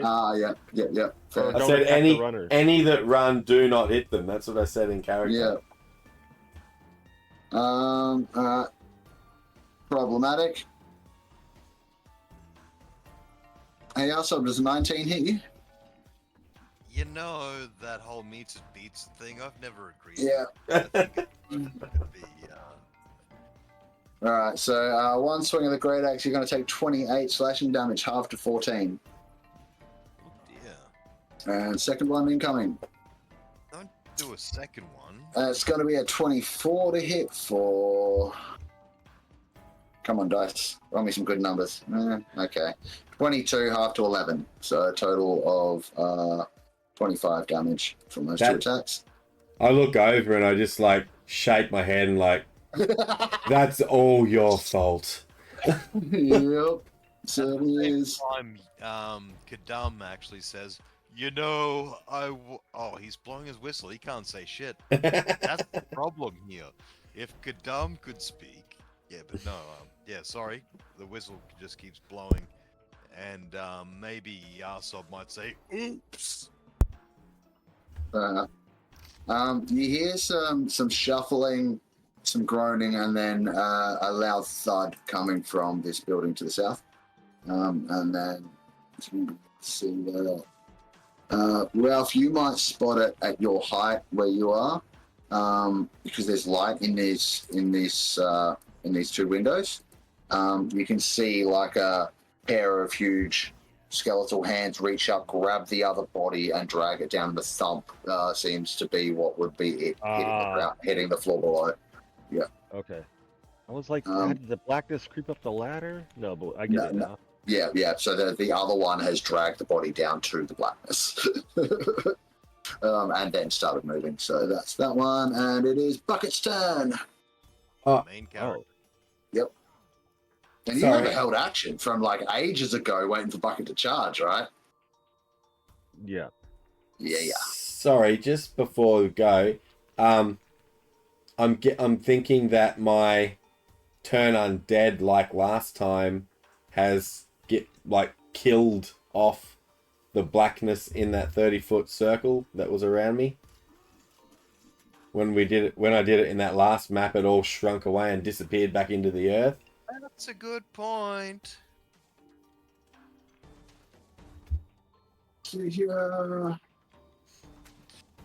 You need Yeah. a 30-foot aura. Yeah, so I'm just sussing it. I can see where it is, so I'll just. Well, it'd be from when I was standing in Yeah, here. I know. I've already figured it out. Give me a second. Oh my god! Basically, get rid of I got my character those stuck. bits. Those bits. Those bits. So we'll do that.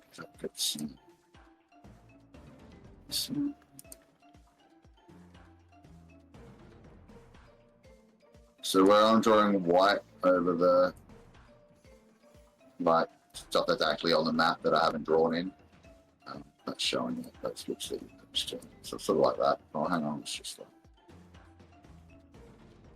it's like that kind of area. Ish. Yep. Why not just do erase in that area? Well, I did, but there's some like that's actually part of the map. Yeah. Yeah. Gotcha. I will, All right. however, erase that top part that's doesn't have any at all. Just clean it up a bit. So yeah, anything in that white bit has been cleared. Okay, I'm just gonna move with bucket Mhm. down, I guess, to this level, and I'm Yep. going to take Ralph's attacks. No problem. So here we go. They are just normal attacks. Sure. Nice. Hit. Not good. Yeah, really not good. 23 So hit. two hits and a crit fail. So yeah, absolutely. It will swing back at you, but go ahead and resolve your damages first.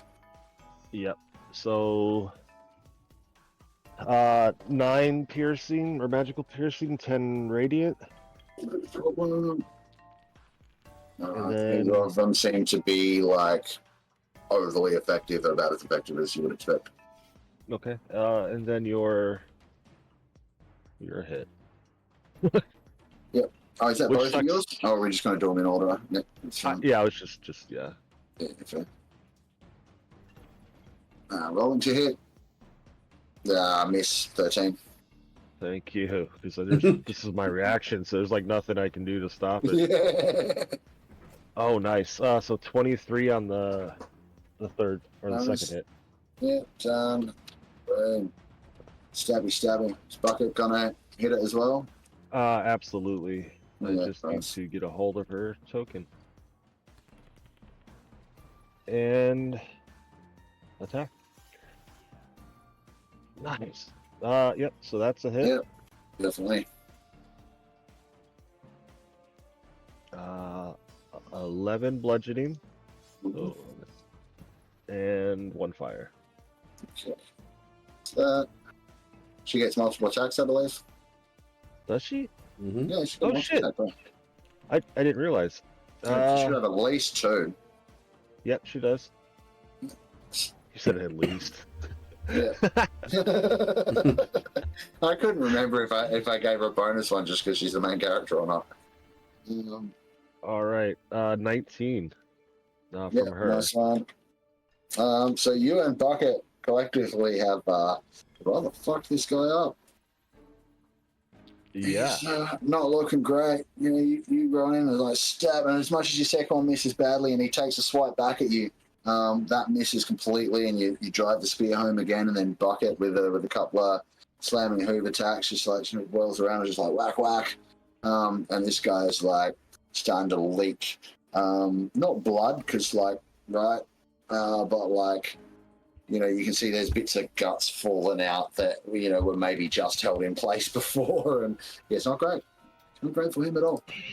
All right, and I'm going to run down over to Taiji. Sure.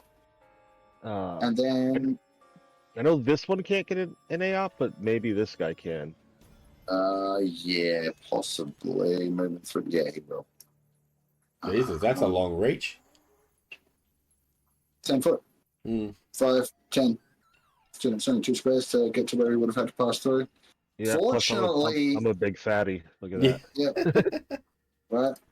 Fortunately, okay, so he's going to roll 20 to hit. It But hits fortunately, It hits Bucket? Okay, Yep. so that hits Bucket for 7 bludgeoning damage. Because that is the one that's been disarmed, and all he's able to do is reach out and do an unarmed strike. Oh, Yeah.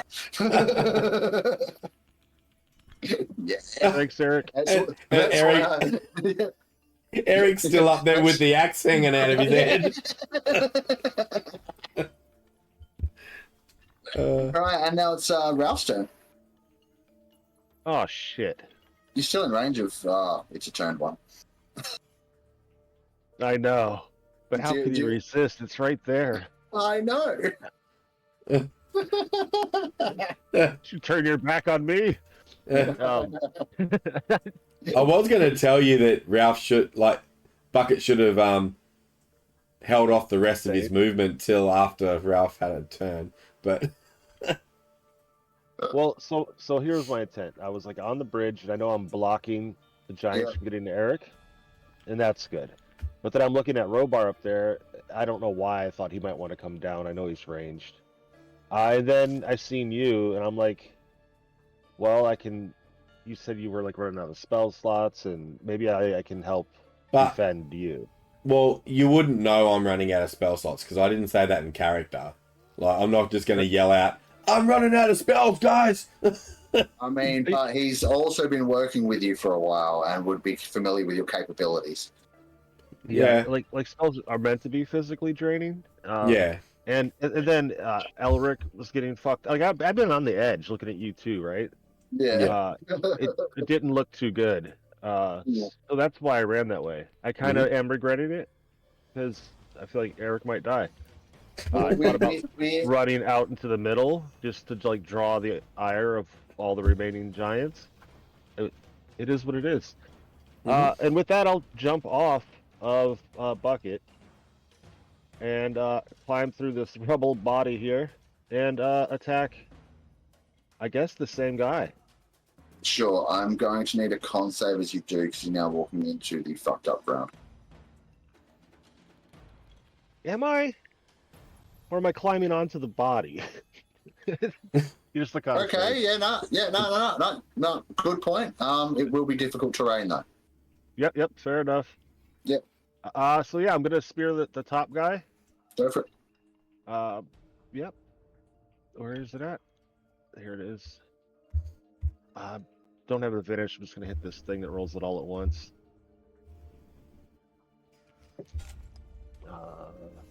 Okay, it's 1 hit. It's a 20 hit. Yes. Oh, another nat 1. Oh, but well, let's see. He's already used his reaction, so it doesn't matter. All right, and then I need to roll extra 2d10 because they're undead. So another 8 on top of what is that? 23 damage. Total? One guy. Yeah. Yep. Done. It's really not looking great now. Now I rolled a nat 1. So I think maybe this guy. Oh, but he's already used his reaction. They've already used their reactions. I think. Yep. you might have. Yep. Yep. I'm gonna action surge and try to get rid of this guy while I Right. can. The skeletons used his. What did the frost giant use his on? Well, he used it. That's how I was able to walk away from him. yeah. I don't remember what it was on. There was only one that. Yeah, I don't remember what it is either, but so I did. It's fine. Well, you I only. did it. I did at the time. I just don't know. Yeah. Yeah, you said that the skeleton was the only one with a reaction to hit as he ran away, and you used it to hit him with your hands. Alright, I must have done it to hit. Right. I don't remember. I think he might have taken a swing at Eric. Missed as he moved. No, he disengaged. Can't have been that. I don't remember either. Doesn't matter. Moving on. It might have been a swing at Bucket. Like Bucket might have missed midair or something. I don't know. Oh no, it was you missing him. You nat one against him in the last round. Yeah, I remember now. All right, cool. Yep. So that guy's still up, and I'm gonna action surge and roll those 3 again. Oh, I'm yeah. gonna roll them. quickly, I guess. Oh, another nat. That's Oh, what, 4 nat ones on me? Jesus. Yeah, let me just check something. Yep. You're all good. All right. This +8. I was going to say split the damage up because you might kill him. Although if that's all of it, then you needed all of it to do so. Yeah. So you will, and there's radiant damage in that, isn't there? There is. Yep. Yeah. Cool. So you strike him down, and that seems to be pretty permanent. And with that, I'm going to. Can I get back to bucket? So it only How costs me much? 5 feet to dismount and mount. All right, let me check. 10 to there, difficult terrain into that bit. Yeah, you're fine. You've got 30 feet total, and yeah, that'll be fine. Done. You can get back. Okay, Right. there I end my turn. All right, Kadam, you're up. At the start of your turn, I need a Constitution saving throw, please. The cold, man, the cold. If you have resistance to cold damage, you will get a bonus. We would also like to hear you. Never mind. You're muted again, Jeff. But It's a yeah, relief to everyone. It's good. yeah. Yeah, I rolled pretty well, I think, for that cold. So, You rolled so well, in fact, that it had the opposite of the intended effect, and you now take double damage. oh, diddly darn. That's okay. I don't think there's actually damage from this effect. I think it's just, slows you down a bit. All right, go for your life. Well, I think since I've finished this meal, I might as well finish it. So, Yahsob, Since you finished this meal, you might as well finish it. exactly. And so Yahsob, with being the only one who can say anything, will say, "Okay, might as well finish this meal," and smash with Cord's Grace. Get 19 is probably a hit, unless he's got cover or something. Oh yeah, you've been enough by now. The zombies have AC 15. The skeletons have 14. 13 damage. No problem. Kind of crap, but I've got a second shot. That you do. And if I'm not mistaken, that's most certainly a hit. I'll take the liberty of rolling some damage. Yep, you're nuts. Not too late. Already nuts. Fair. Okay, so my damage didn't come through from Cord's Grace. Roll it again. I love it when VTT does that. Okay, so 4 plus 15 altogether. 15, no problem. This guy's definitely starting to look worse for wear. You've, I think maybe broken an elbow and smashed his face up some. Starting to see bits of his chest flesh start to slough off from some of the impacts. Okay, now. Actually, that's a bad plan. No, I won't do that. Yeah, I was almost going to fly up, just let him hit me and fly up to this guy to stop him from getting up here, but What's the worst that could happen?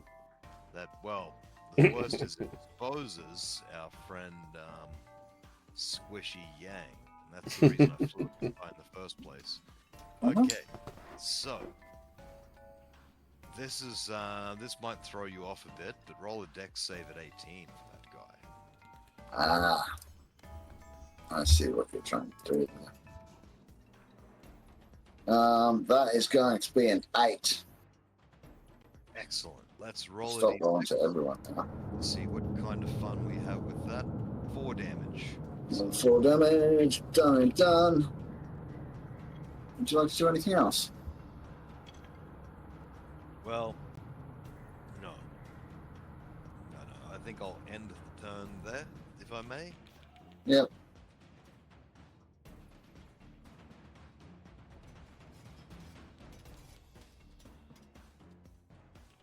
Cool. That one's dead. Okay, cool. I was gonna say I can't see whose turn it is on the turn tracker, but just It was Chedamov's turn. Gotcha.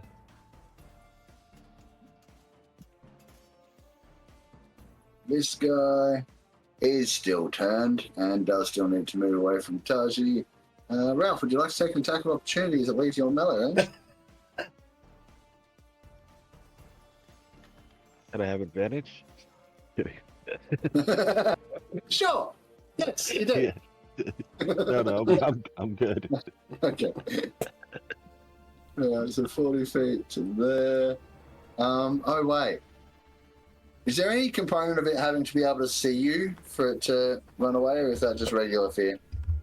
No, I think. Let me double check, but I don't think so. It just says. No, so he just runs Yeah. for like the next 10 minutes. Yeah, cool. Well, he's running away. Done. This guy, okay. He's alright. It's turned for a minute.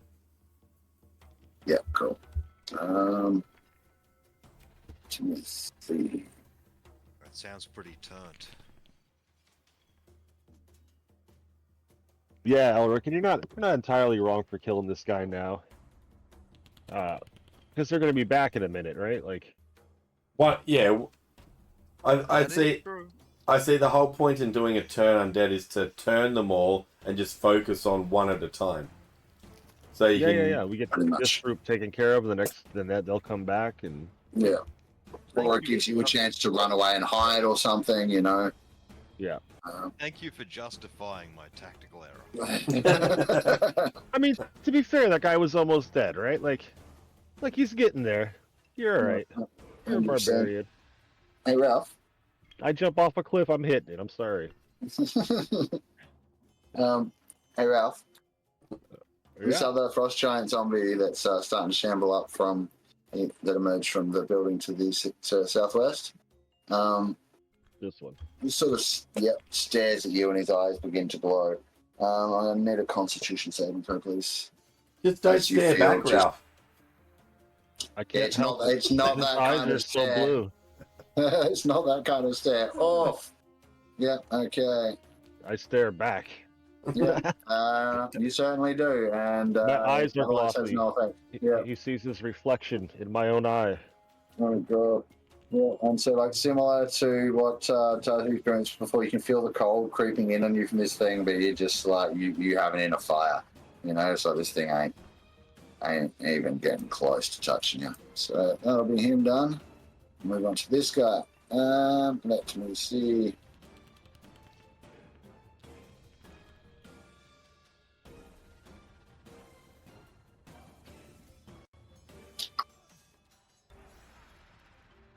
Alrighty. This guy has been disarmed, so hang on. Hitting things is no good. He's gonna need his axe back. Yeah, he's gonna need his axe back. So this guy's gonna head up to here and up to here, and how should we do this? He's gonna attempt to grab at the axe and pull it out of Oh fuck! out of Eric's head. So grapple check. Technically, right? Shit, it's up to you. I have no idea. Yeah, I think I'm going to do a contested grapple. So now if he's the one trying to grapple, he's setting the DC, right? And then escape Yeah, check. and to be honest, I think the other guy needs to roll acrobatics because he's trying to like not let him grab it and pull it, right? Like, I mean, yeah, but he could also just be grabbing the handle of the axe as well and not letting him yank it. You know what I mean? Like he's trying to hold it in place, which is what he's going to do. He has a lower strength modifier, but we'll see because the other guy rolled kind of low. And Eric holds strong. However, this guy's got 2 attacks, so he's going to try again. I'd like to argue that now Eric is wielding the weapon, and he would have to disarm him. Sorry, go ahead. I love it. Oh, that was close. All right, so Eric's second one was a beat it sit-show, so he only just managed. You can see him struggling to contest the strength of this undead skeleton, but he's still alive. If that axe gets pulled out, he's dead. Like, there's no coming back from that. His brain's gonna fucking hemorrhage, and he's fucked. So you might want to help him out if you get a chance. All right, this one here is also turned, running the fuck away. 45, let's go another 35. Question: does the frost giant, this one, get an AOP on his turn friend? If he was smarter, maybe. Yep, fair. Yeah, We're gonna throw it out there. or if they had a commander unit, able to give you that kind of intelligence, yeah. Yep. No, but good call. Good call. Next one along. This one. So memory advantage of this one. Because that's some shit I would do, is hit my own party members so you'd stay and fight. Yeah, right.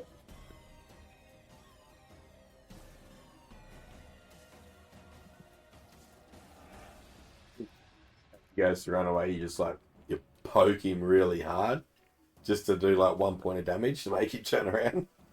Yeah, right. Push him into the other guy. Get 2 for 1.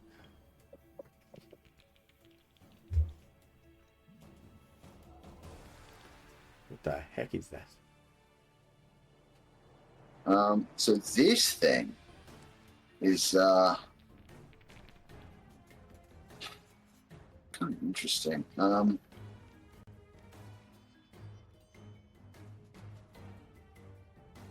It's almost like this thing hasn't exactly risen like the others, as in it's not one of the corpses animated to life. It's like something else entirely, like still linked to the whole corrupted ground thing, but it's like a manifestation of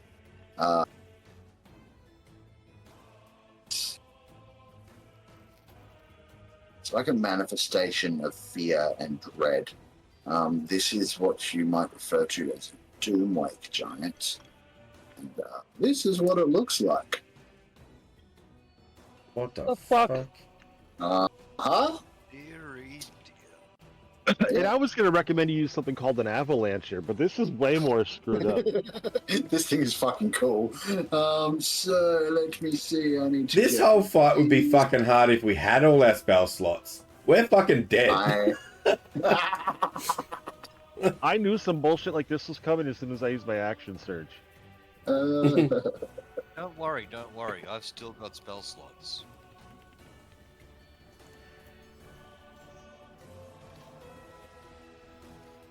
Now, this line is actually 10 feet wide.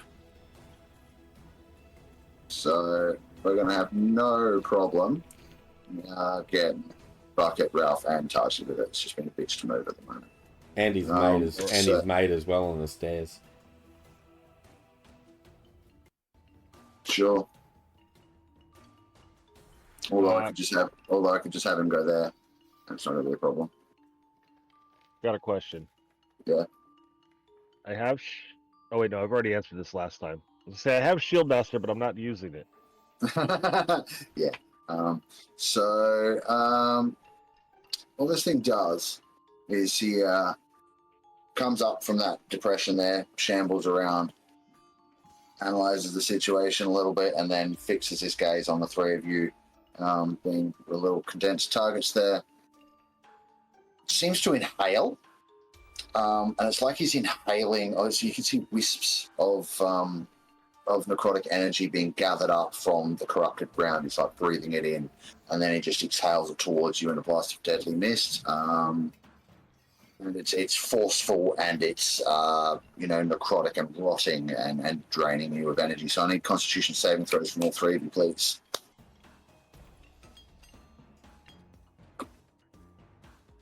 21. Okay. Jesus Christ, Ralph. Nice. That's 2 30 nat 20 con saves in the last little while. Also from Bucket, please. Yep. Getting there. She takes me a bit longer. Ah, yeah. Here we go. Okay. You'll succeed. So you'll only take half the damage and won't be knocked prone. Oh, yay. Only half the I like damage. that. Yeah. So that will be 16 necrotic damage each. And that's already halved.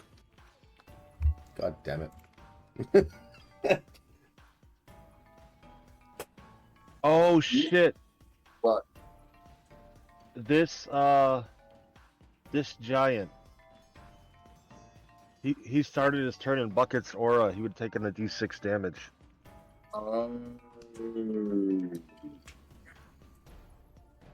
Yeah, well, in that case, thank you. I would like to mention that's probably been happening for a little bit. Yeah. So It's just the first time I realized it. roll the damage. Yep. It's all right. None of the other turned ones are in that aura, so it'll take the 4 damage now, and it will have its turn. I know it's a little bit of backtracking, but we haven't gone through all the giants yet, so I don't feel so bad about it. And Wait. What was the damage so I can mark off my character? 4. No.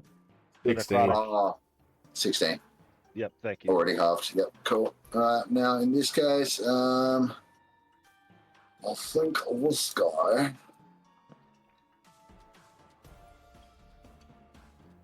He's just going to. You can't really see Taiji. He's behind a wall. So it's Bucket and Ralph or Kadam. I'm just going to roll dice. Kadam it is. So he steps into here. Actually, he doesn't even really need to. He can reach Kadam from where he is. Let's just say he's making steps forward a little bit. Now, is your reach currently 10 or 15, Ralph? It would be 15 because I don't have my shield on. So Okay, he's moving within your range. Do you want to use that fancy A-up thing you've got? I mean, yes. At this point, yes. All right. If you, I believe then that happens before he actually moves, right? Like he goes to move and you get it, or does he have to actually take some movement first? It works like entering. Yeah. So he take the step, you hit him, and then he can't go any further. right. Yeah. Right. Cool. Yeah. So he like actually will get out of my range by 1 or maybe I don't know. But here we go. I'm rolling. 25 to hit. So he gets stuck there, but it's still close enough to hit Kadam. So. Yep. And Yeah. 18 plus 4, so 22 damage. Boom. Done. Okay, and then a couple of great axe swings at Kadam, I do believe. Kadam, have you been going reckless? No. Thanks to me for getting to go reckless. Okay, cool. Well, it's good. That's good for you right now, but a 28 is still going to hit you, That is still I believe. Yes. Cool. I'm just going to roll the second attack now. That will be a 16. That one won't. So just one hit. And that's going to... Ooh, that's a big dice. 32 up to 16 slashing damage Ooh, yeah. from one of the hits. And that will be that. And then the Doomlake did his thing. Sand's turn. Okay. Well, Hey, Night's Axe. I just saw that. Sand, the man, is going to maintain his height. He's going to hover where he is. Actually, he might just get a bit closer to the action. He's now, like, going to rock just a little bit off, but above. And he's going to go for, as much as this other guy's the bigger threat, this one's the one that's going to take out our giant. So, that is who he's going to take his aimed shot at, if I may. And he's going to... Yep. I know every part of me screaming, "Kill this guy!" Off nat 20. Nice. And don't forget we add 10 to it, because I called a Yeah. super shot. So You don't double that 10, but that plus 10 is 28. decent shot, I think. Heck yeah! Look at that chunk of health it just lost. And Straight through the. I think with this one, I'm going to say you pop a shoulder socket, like it hits him right in the shoulder joint and pops one of his arms off. So he's now going to be at disadvantage on his strength grapple type thing when he tries to take the axe next turn. I do want to mention that you have pack tactics. So anytime you're attacking somebody near one of your allies, you get advantage. So yes. He got that nat 20 without advantage, or without using his advantage. Yeah. But he has another attack and can use that advantage now. Okay, let's do this with the same aimed shot. It's like, Well, let's do it again. Is he aiming for the other arm? let's go with that.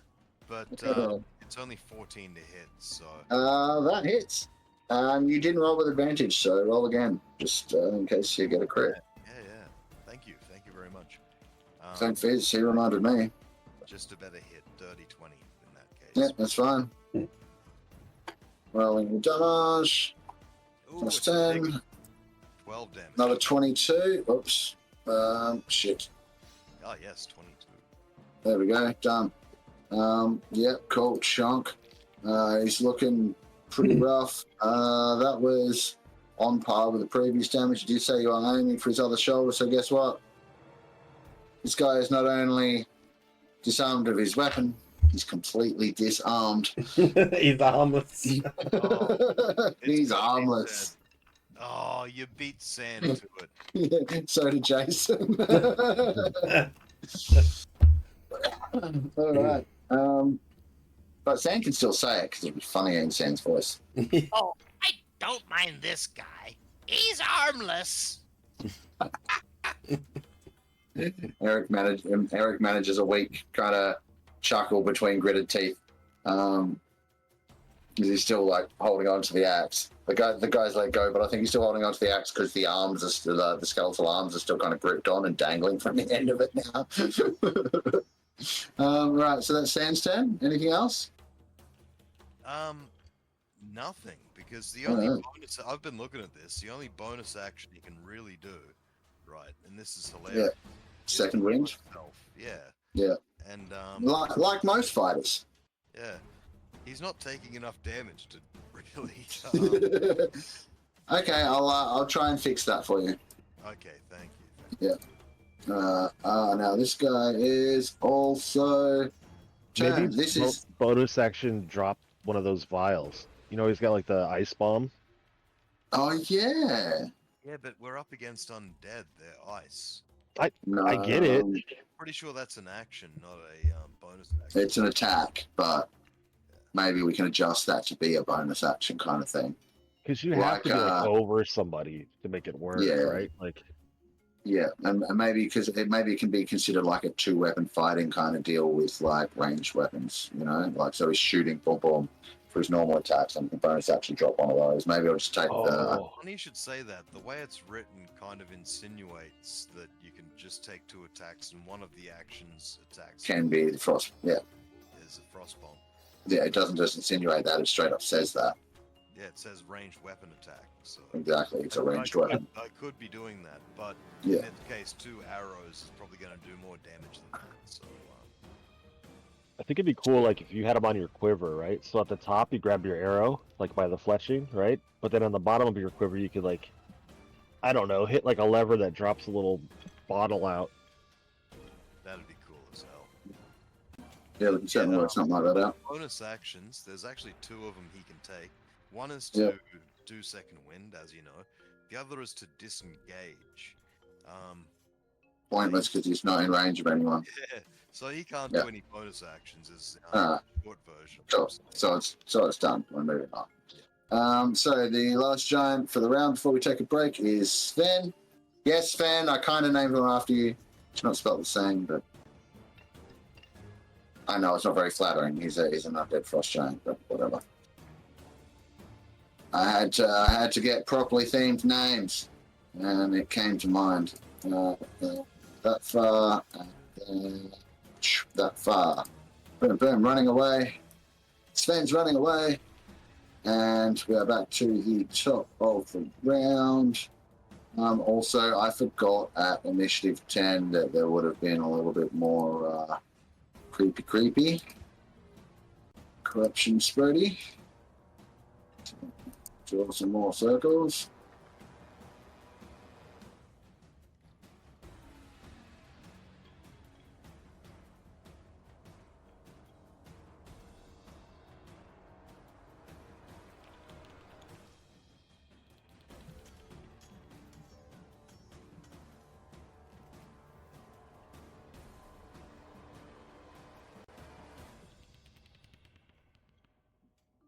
That's will do for now. And then at initiative 20, let's see. We'll hear some groans from the southern building. Seems like maybe that body that got pulled off the top is starting to wake up.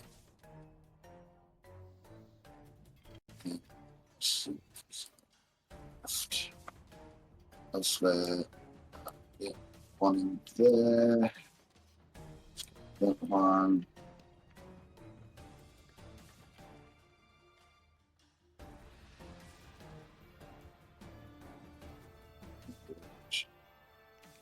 Got it for those. Yeah. All right. Cool. And Taiji is up. Yep. But we will take a break before that, as we said. Okay. It's like quarter to 10, so we'll be back in like 10 minutes, folks. Thanks very much. We'll see you soon. See you soon. And we're Hello. back, folks. Thanks for sticking with us. I'd like to give shout outs to 7 Dungeons, DN Doctorates, and Skittles. Thanks, guys. You are awesome. We love you. Thanks for hanging around. We're going to get back into the action straight away. At the top of the round, we have Taiji. What do you want to do? Okay. So.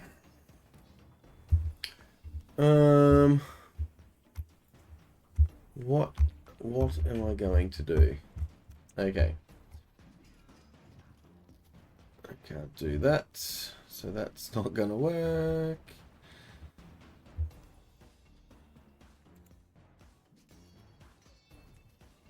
Okay, so that is 60 foot. Where I am at the moment. Can I see Mr. Alex? No. I won't be able to see him around that bend, can I? Well, he's a giant. So he's nearly as tall as these guys. So you can probably see the top of his head. I'll give you that. Okay.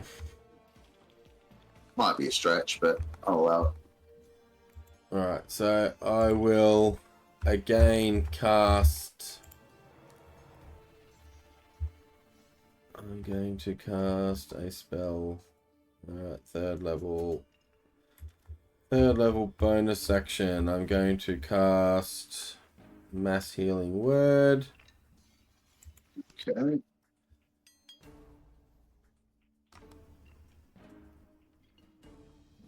Which, I've got a 1, motherfucker. Cool. Alright, so that is 10, 11 points to Alex. Eric. Oh, Eric, sorry. Yeah. Eric. And who else needs it? Kadam, Bucket, and me.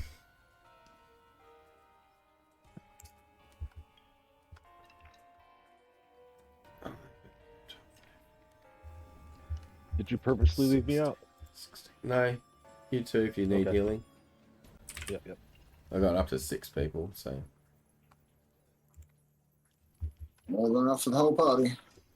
Yeah. He didn't say everyone. He was. No, like, I was just sort of going through. I was just I'm like, looking okay. at. I'm just looking at. I was looking to see who I could see that had low health. I missed you. That's nearly Big full. pool. Close enough, right?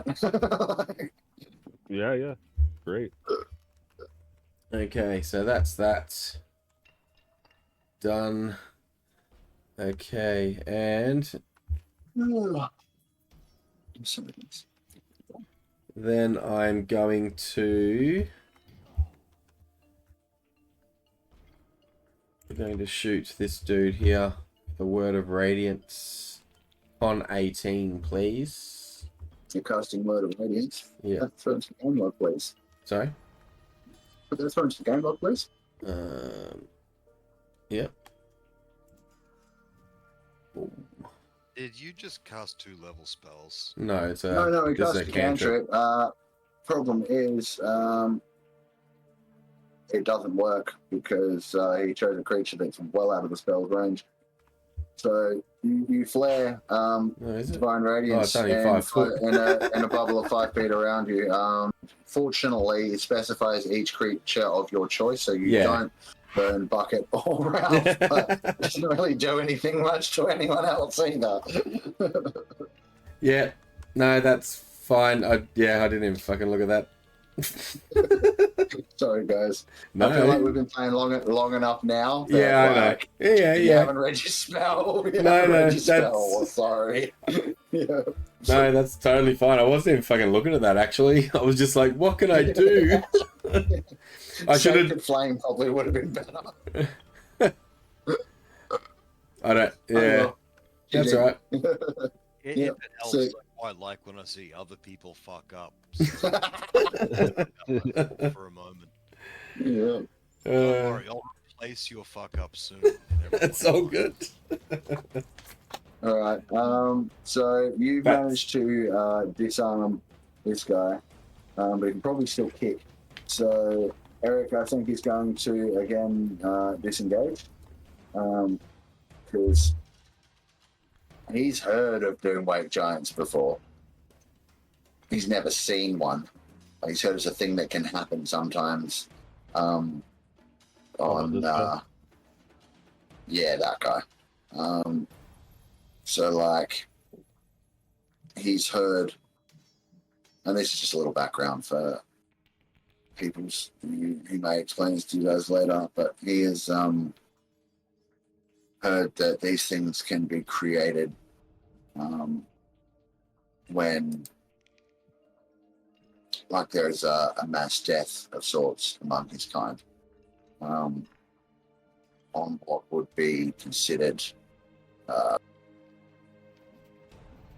something like Oh, so is this not an undead? This is like a thing that just happens with their giant kind, and it possibly could be attacking the undead as well? Like a retribution? it doesn't seem to be attacking the undead, but it is something that can happen as a result of mass death. In the case of giants, so it's not alive in the sense of the way the giants are. It's more from beyond, I guess. Would probably be the best way to put it. So think aberration, but not actually like creature type wise. But that's kind of the feel it's giving me. It's horrifying. On a mass death, Yeah. something appears that does more mass And death. And keeps killing you. Yeah. Yeah. Yeah. It's like all of that death has been focused into a primal energy force. You think- and this happens on what they would call a Dauðadagr. Or Dauðadagr, or the fucking pronunciation, but a death day. Like when there is so much death in a single space of time. That's totally what I thought you meant when you said a droidica. Yeah, no, not Dauðadagr. It's more like yeah, I don't know. It's what the episode title anyway. I don't know how to read this stuff. Fucking Sven's gonna have a good laugh at me now. He dared me to try and pronounce it, and he reckoned I'd get it wrong and it's right. But that's okay. It's a droid with lots of lasers and a shield that can roll around as a ball. It's like a Dauðadagr. It's not a Droidecker. It's just, I don't know how to say the fucking word, dude. Just like whatever. Anyway, with that, yeah, Eric seems a little bit, where that guy. He's going to disengage again and get the fuck away. Moving along this way. Get himself to here. And he's going to look around, kind of in a bit of a panic. He'll look up the hill, see the trails of blood. look around at you guys. Look down towards the caverns, and just going to say, if there be survivors, they'll be underground, where he isn't exactly clear, and he kind of looks back over his shoulder. The other one is headed for the Altar of Dawn. They can't be allowed to corrupt that too. He's breathing heavily. He's scared, and he's heavily wounded, obviously. So that will be his turn. Robust's turn.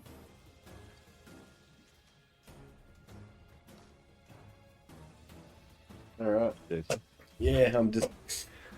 Okay. So. I'm going to. Again, I'm going to give the help action again. Who can I give the help action to?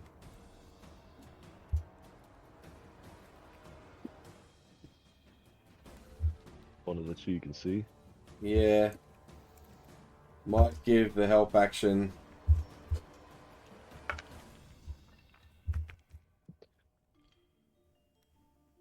to So it's either going to be the skeleton without any arms, or it's going to be the Doomwake giant. Like, yeah, it'll be on the skeleton with no arms, because I suppose that's one that I can see easily enough. Yep.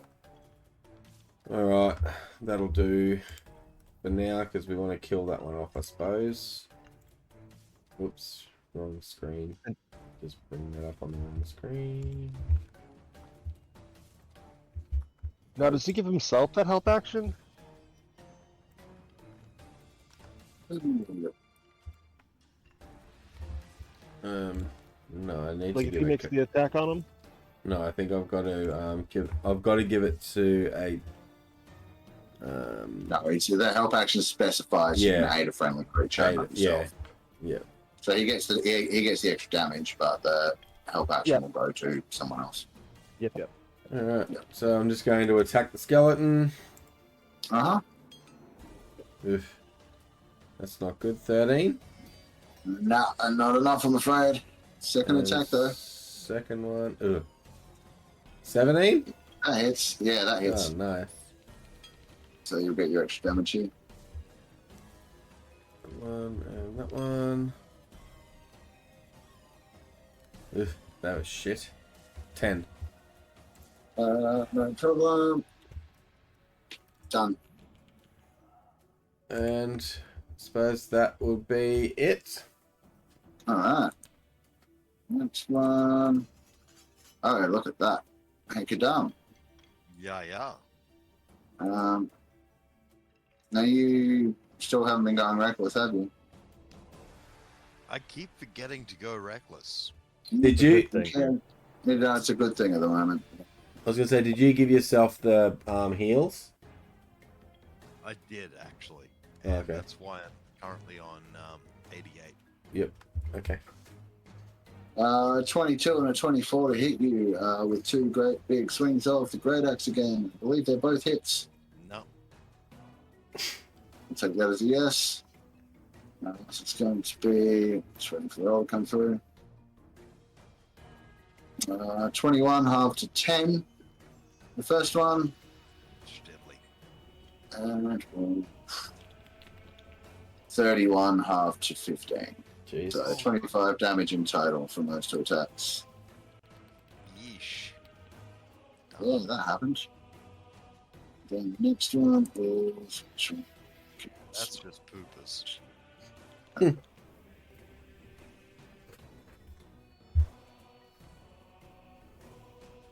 I'm glad that whistle is an item and not some kind of concentration spell like fly. I mean, make a valid point. don't. I make a very invalid. You really do. No, you actually really do. I think I'm not gonna do it now, but future uses of the whistle. So you get away with it for this use, but future uses of the whistle are going to require partial concentration by whoever's blowing the whistle. Now, it's not going to mean you can't concentrate on it while you're raging. It's not a spell. But Yahsob will have a chance to like get the wind knocked out of him when he gets hit and stop blowing. Yes. That's not happening now, but that future users will do that. That's a very good call. I'll Yeah. accept it. So, Part of me wishes I hadn't said anything. yeah, I'll fucking bet. Got anyone within range? Just do that.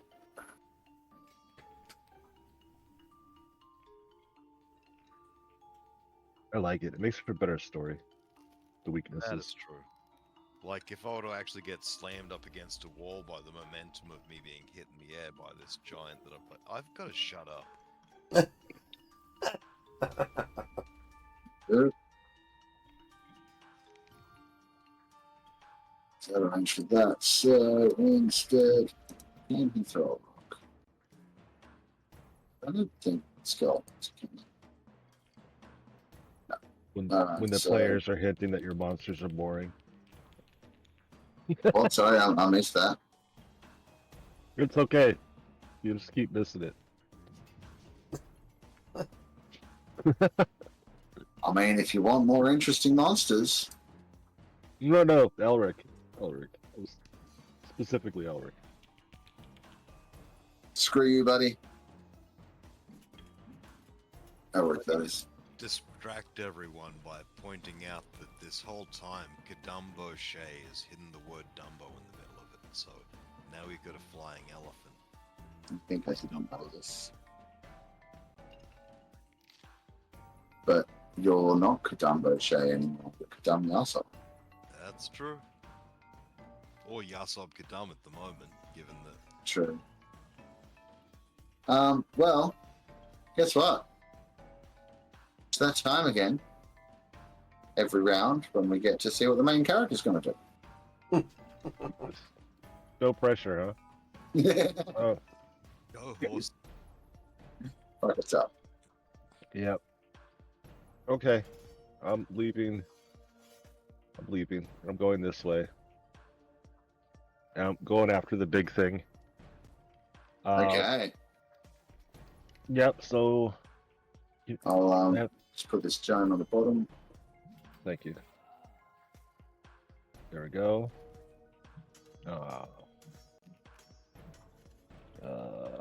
Attacking the thing in front of the big thing, right? No, I'm on the big thing. Yeah, hitting the big thing. Yeah. 21. Hits. Nice. Oh, Oh, yep. Also hits. All right, so Silvery barbs. No, I'm kidding. it's fucked up. Plus 6, so that's 18 for the first one. Mhm.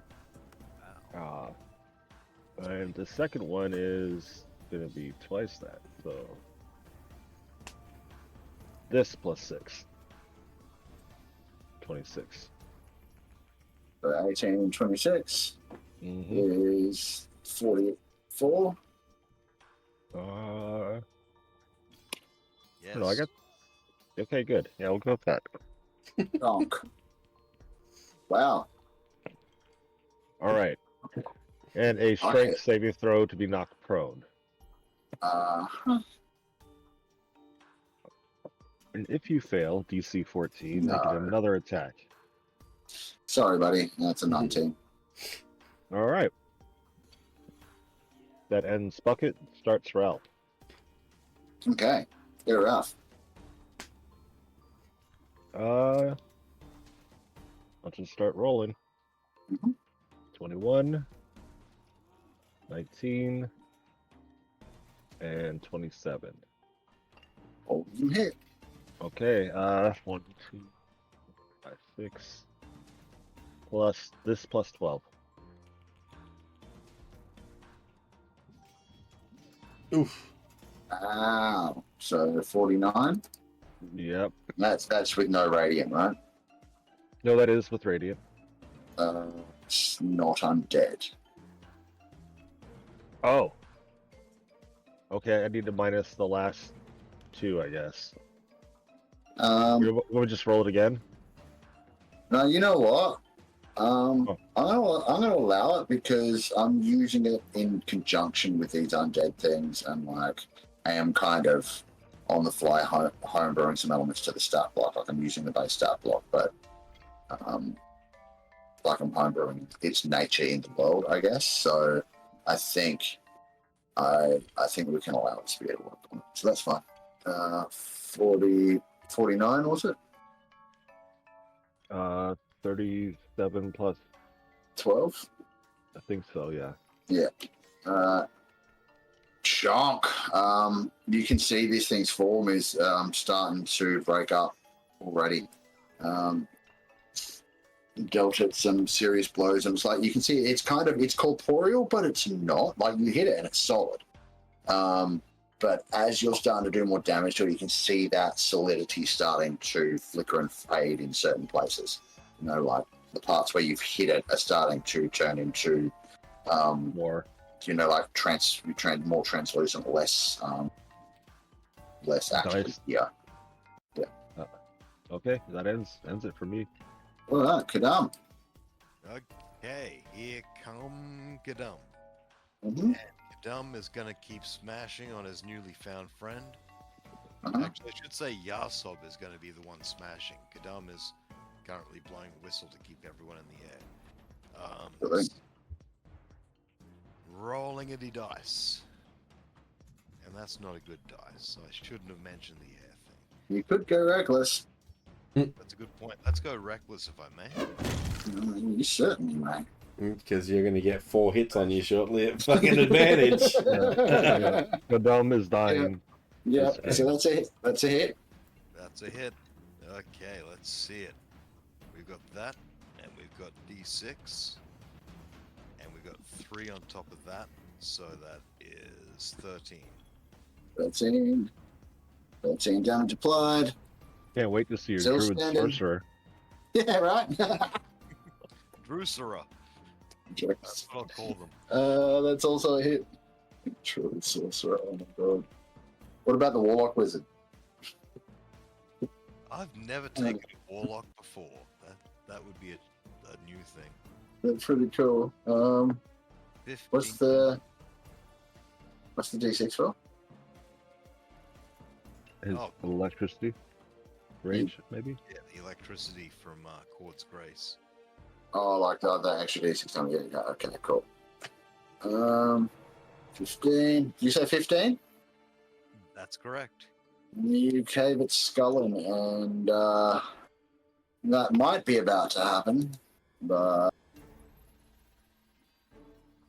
that wasn't radiant or fire damage or a critical hit. So how much damage was it? 15? That's right. It does not get back up. Oh, okay. That makes me Must have think done. of moo and groove. Yeah. Oh, So- did you give me a con save at the start of your turn? Oh, I completely forgot Don't that. believe you did. Yeah, I'm going to need that for its aura before you kill it. I rolled a 23. Okay, yep, you're all good. Not a problem.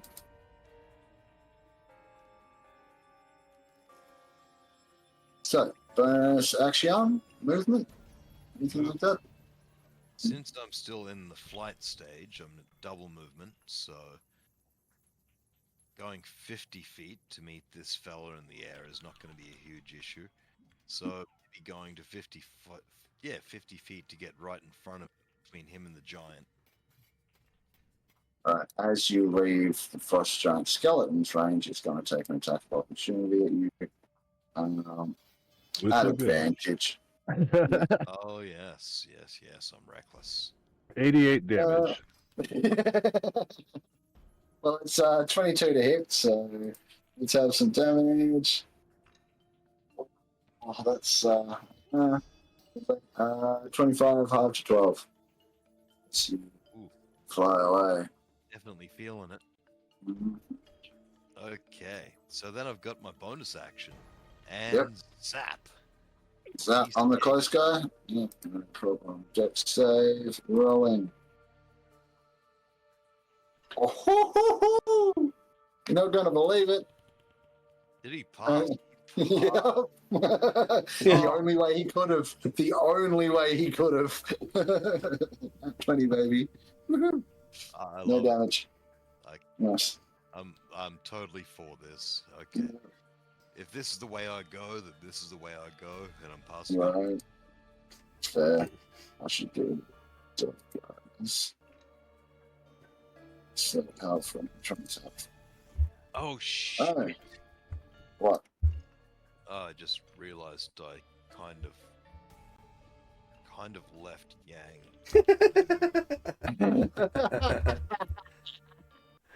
You're hilarious. That was not smart. That one.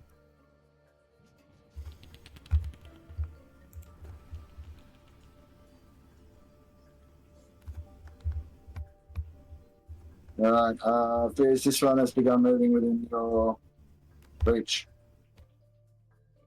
And the D6. If you started next Yep. to, oh, you didn't. I don't think he started next to, he's now in it, but yeah. Your reach is 15, correct? Mm-hmm. And so if you hit him as he's stepping into that, he's actually going to get stuck, right? Because I he won't be able believe to reach you at 15, so I'll just pull him back a little bit to make sure that's a clear 15 feet Yeah. away. I think it Or- just stops them from like if you're doing an AOP and you got Sentinel, Yeah. like normally they try to leave, they don't leave. They stay next to you. Yeah. All right. Yeah. So I'll make the attack. Go for it. Oh, crit. There you go. Well, you ain't going any further, and go ahead and roll some damage. That plus 2d10 radiant. There we go. 19. Problem. Fix the damage, and being that he's now stuck, he gets a little bit frustrated, and he's instead just going to stare at what was his intended target. Kadam, Yeah. con save, please. Rolling a con save. As the eyes start to blue. Good at these. You've all got fucking ridiculous fucking con saves. It's yeah. Yeah, you really? pass. I've only got a +5. Oh, Oh, that's all. is that all in, right? Oh, Well, if you oh my can god. plus 10. Yeah, and what I should have had him do was fucking throw rocks, but whatever.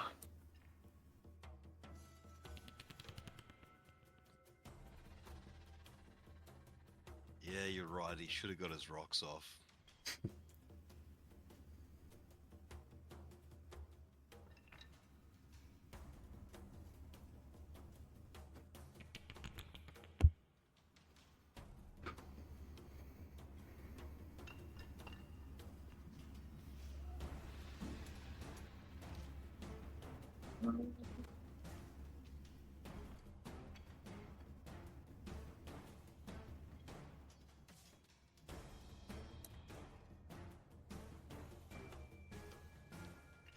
So there's the other one that's recently risen from inside the building to the south. He's to emerge, and he's going to hurl a couple of rocks up.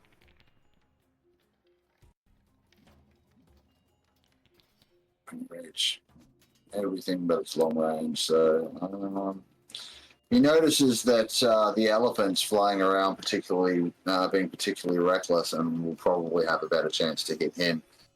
Being that it's at long range, he needs to take every advantage that he's going to get. So disadvantage for long range, advantage for reckless, 2 rocks heading Kadam's way at flat rolls. Mm.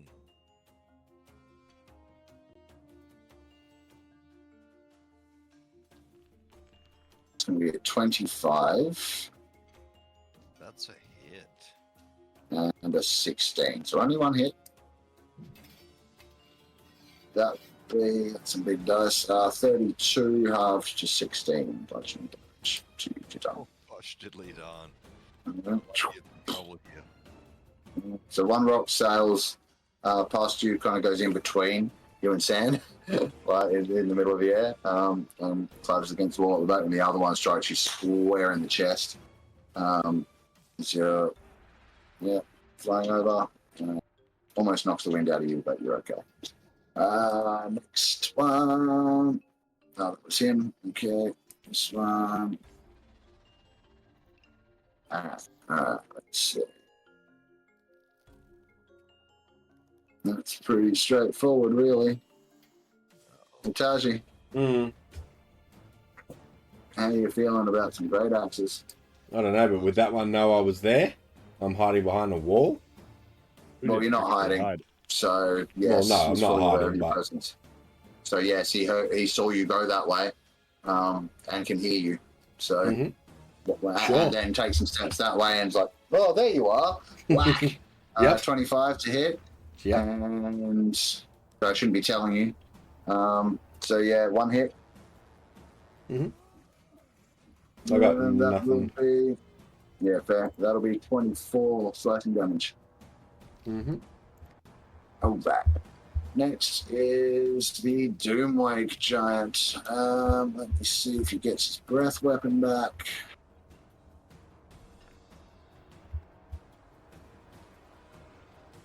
That's a nope. All right, there's only one thing for it.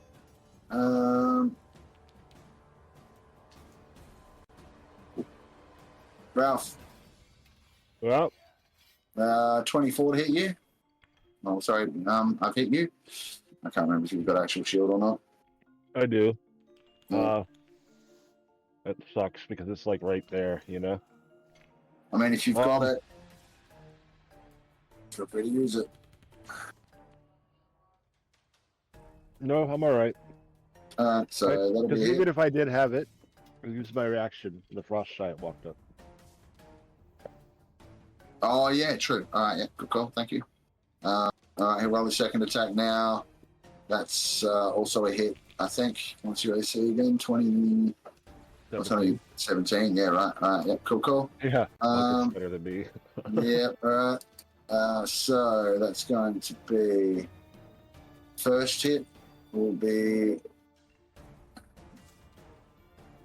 17 bludgeoning reduced by 3 because of heavy armor master, so that'll be 14, but also 14 necrotic, so 28 total.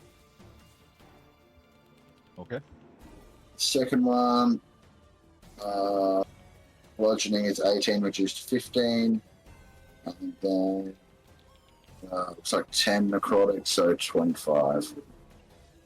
Noted. Boom, with 2 massive slam attacks, like because you know it's a physical impact, but then whatever this thing's made of, it's like it's just sapping the strength out of you every time it hits you.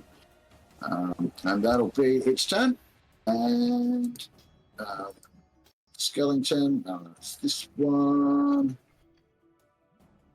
I think 2, 20 there. Open out this way. I think it enters your reach about here. You've already used your reaction though. It's going to take another 5 feet. And then it's probably going to keep swinging at you, Fizz. So it's going to focus on you since you have been recently hit. 2 swings with the great axe. One is just a hit. And the second is a nat 1. No one else is close enough to take advantage of it, though. So that will just be. What about this guy? He's on his team. 25 slashing damage reduced by 3, so 22. Oh, I was going to say, what about Bucket? But Bucket's too far away. Oh, yeah, Bucket doesn't have reach that far. Sadly. Or like Sentinel or Polar Mess. Yeah. Just like she can't do it when they enter. Yeah, true. Oh, he rolled a nat 1. That was the reason why it might be. Ah, yeah. I think. Okay. Yep. but also is its starting turn in the aura, right, for the radiant damage. Yep. Yep. So I'm. Yeah, not for him because he moved into about for the Doomwake Giant. I'm gonna allow it to work on him as well, just like your spear. So go ahead and roll it. 3. Cool, no problem. All right. Done. Since he's using reach Mhm. to hit me, that means his head would have to have been close to me in a moment, right? So can Bucket get the A off? Like the hand left my reach. Does that make sense? I mean, kind of, but most of his reach is a great big fuck off great axe that he's swinging at you as well, right? Like, Yeah. Fair. Okay. Yep. yeah. Fair. I mean, maybe he fucked it so bad that he overcorrected, but All good. sweet. All right. In that case, Sand's turn. Okay. So San, since he's got a pretty good height at the moment, is not going to worry much about that. He's just going to position himself a little bit overhead and get up close to this cave wall, not right against it, still keeping up his flight force at the same level. And he's actually going to... You're not going to believe this, but sacrifice 5 of his attack roll to make a strong shot. So here we go. Is he attacking? He's attacking with his super shot. Who is he attacking? Oh, sorry, my bad. Mr. Big Nose here. Cool. That's a miss. Ah, curses. Okay, he's gonna try again. No problem. Oh well, third time's a charm. Burgage. Because Okay. of the third attack. Oh, yeah. Yep, cool. Nice one, Sam. Alright, moving right along. Devine. Buttons away. Cool. So that's further. Donskis. So the 2 remaining turned ones have left the map. They're still running. And we are back to the top of the round. As I said, I forgot to do the thing before, so the final one, the final corpse that hasn't risen yet does so this turn. Let's go over to the tracker. Attack it. And it is Taji's turn. Also, you Okay. hear howling in the distance. Like, oh! Howling, okay. Alright, well, this thing's in my fucking... within my reach, so I can't really move anywhere. I'm going to squeeze in around here.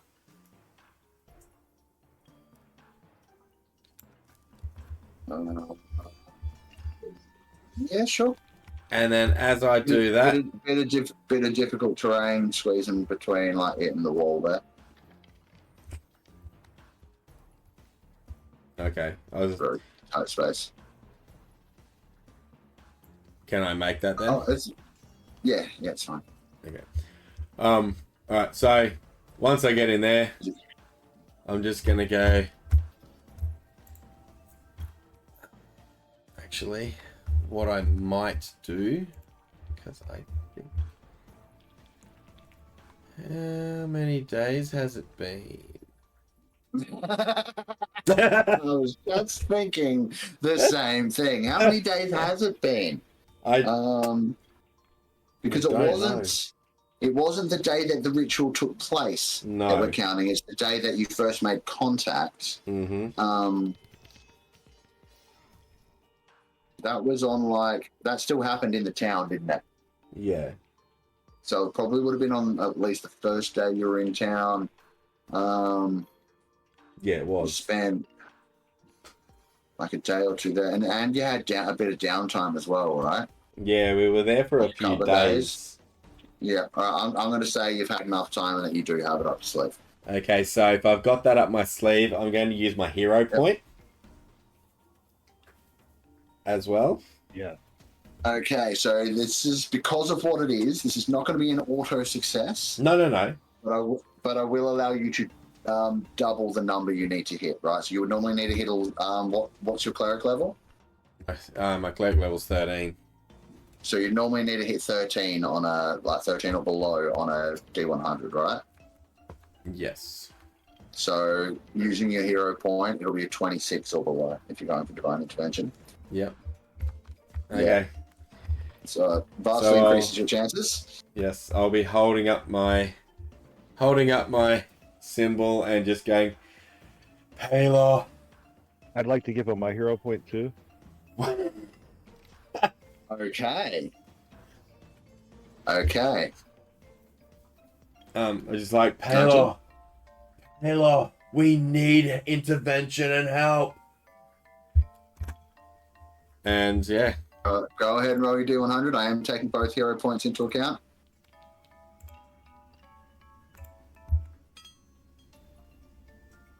Ooh, nope. 82. You reach out. And unfortunately, other than a slight flickering of your daylight's not concentration, you just got daylights happening around the place that you cast before. Your daylight spell that you cast before. It's not a concentration. Oh, that came out. Did that come out of your drift globe, or did you cast that? No, I cast. No, that was the drift globe. Okay, yeah. Because cool. I couldn't cast. Yeah, I couldn't cast it myself. I think maybe the light of that kind of flickers a little bit, but sadly, you get no response from He Paylor. smacks the snooze button. Yeah, right. And I did effectively. So what did I say? You're at 26. I had doubled that again for the second hero point. So you needed 52 or below. Yeah. You had a very over 50% chance of this working. Sadly, it did not. No. So that's your action, I believe. Yes, it is. That was my action. Anything else? It's not a spell, so you can still bonus action if you've got any spell slots left. Heal someone. Yeah. Something. Yeah, that's what I was going to do. I think. Oh, dear.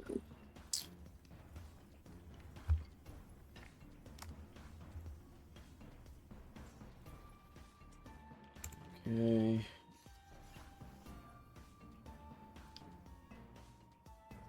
What is everybody at? I think that is a 60 foot. Alright, so I'm casting Healing Word. And I'm going to cast that on Kadam. Sure. Thank you, sir. Oh, So that's 12. And I get 4 points back.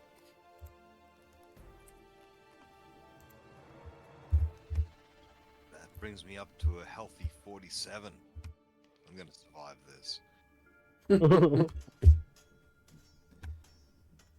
What did you just say? Hey, with 47 life, I think I can handle it. Okay then. I thought you said you had some spell slots. Oh yes, I've got spell slots, but I'm currently enraged, so I can't use. Yeah, I know. And also the person able to cast the spells therefore probably Has a whistle requires in- some kind of verbal component. Has a whistle in his mouth. Yeah. Oh dear. All right. That's also Mm. operation. Well, that's me done. So whatever healing you give yourself, you also are able to give to the other person. You have an ability called Disciple of Life. Yeah, I know. I think we worked out last time that it's already adding it into my rolls because I had the healing words. +9. Yeah. Okay. Yeah, Yeah. fair enough. Sorry. I got a 2d4 plus 9, so it's already adding it. Yeah, the plus 9's huge. Alright, so if that's everything, it'll be Eric's turn. He is going to toss a couple rocks from his safer perch up here. Thank God. Yep. He just wanted to get some distance back there, like, not be the one copping the worst of it because he's nearly dead, and he almost did die. He's still got a great big fucking axe in his head though, so this is why he's holding this thing in place with one hand and picking the rocks up and lobbing them with another. First one's gonna go.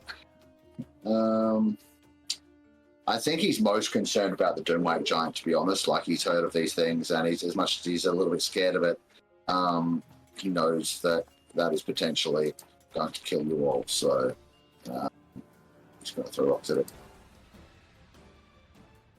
Hey, I do want to note something real quick. Yes. This guy that has advantage on him because of Roomba, Oh, yeah, that should be. he's gonna lose that. Roomba's turn's up next. Oh. Okay. None of us attacked him. That's all I want to say. That's a good point. So, wow, I rolled 2 19s. But that's a good idea. He'll use that advantage. I'll roll it, so we'll do it. And you're gonna Rolling the do rock damage. The d6 to the damage. no to the attack. Okay. Well, you hit anyway. So, what's really cool? Huh. Is that's a rock. That's bludgeoning damage. But he would have done 24 damage, but instead he does 48 and absolutely obliterates the thing. Nice. And crumbles into a pile of bones. So that's boom, boom. He only gets one of those, so that's that. And then he will get himself a little bit more distance. But not so much. It's not going to start running up the stairs. It's just going to back up a little. And get ready to throw another rock next turn. And it is, as you said, it's Roombar's turn. But except Roombar was actually a character that was a crewmate of Kadam's. Actually, no, Kadam never met Roombar. No. No, Roombar came. Roombar disappeared, probably eaten by spiders, but we'll never know for sure before Kadam joined the crew. But anyway, that was from Season 2 of Forces of Nature, our previous stream before Worldrender. Okay, let's kick along. What's Yep, Roombar walks up there. And now he's within 30 feet of Big Bad, so he's going to give the help action on the Big Bad. And then he's going to shoot it. No problem. I think it's cute for calling that the Big Bad, but Well, it's the Big Bad in here at the moment. The other Big Bad's gone. He disappeared for a bit. Alright. So we go... Shink. Ugh. 13. Nope. 18. Yes. Alright. So we do that and this. 17 damage. No problemo.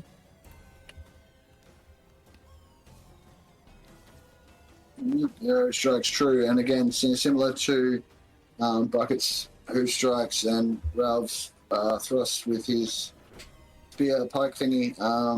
Where the arrows strike, they're striking in, and you can see the flesh around it is starting to become more and more incorporeal. The arrow's still sticking in there, like it's not falling out, but you can see the sides going a bit more translucent, some of the colours going out of it.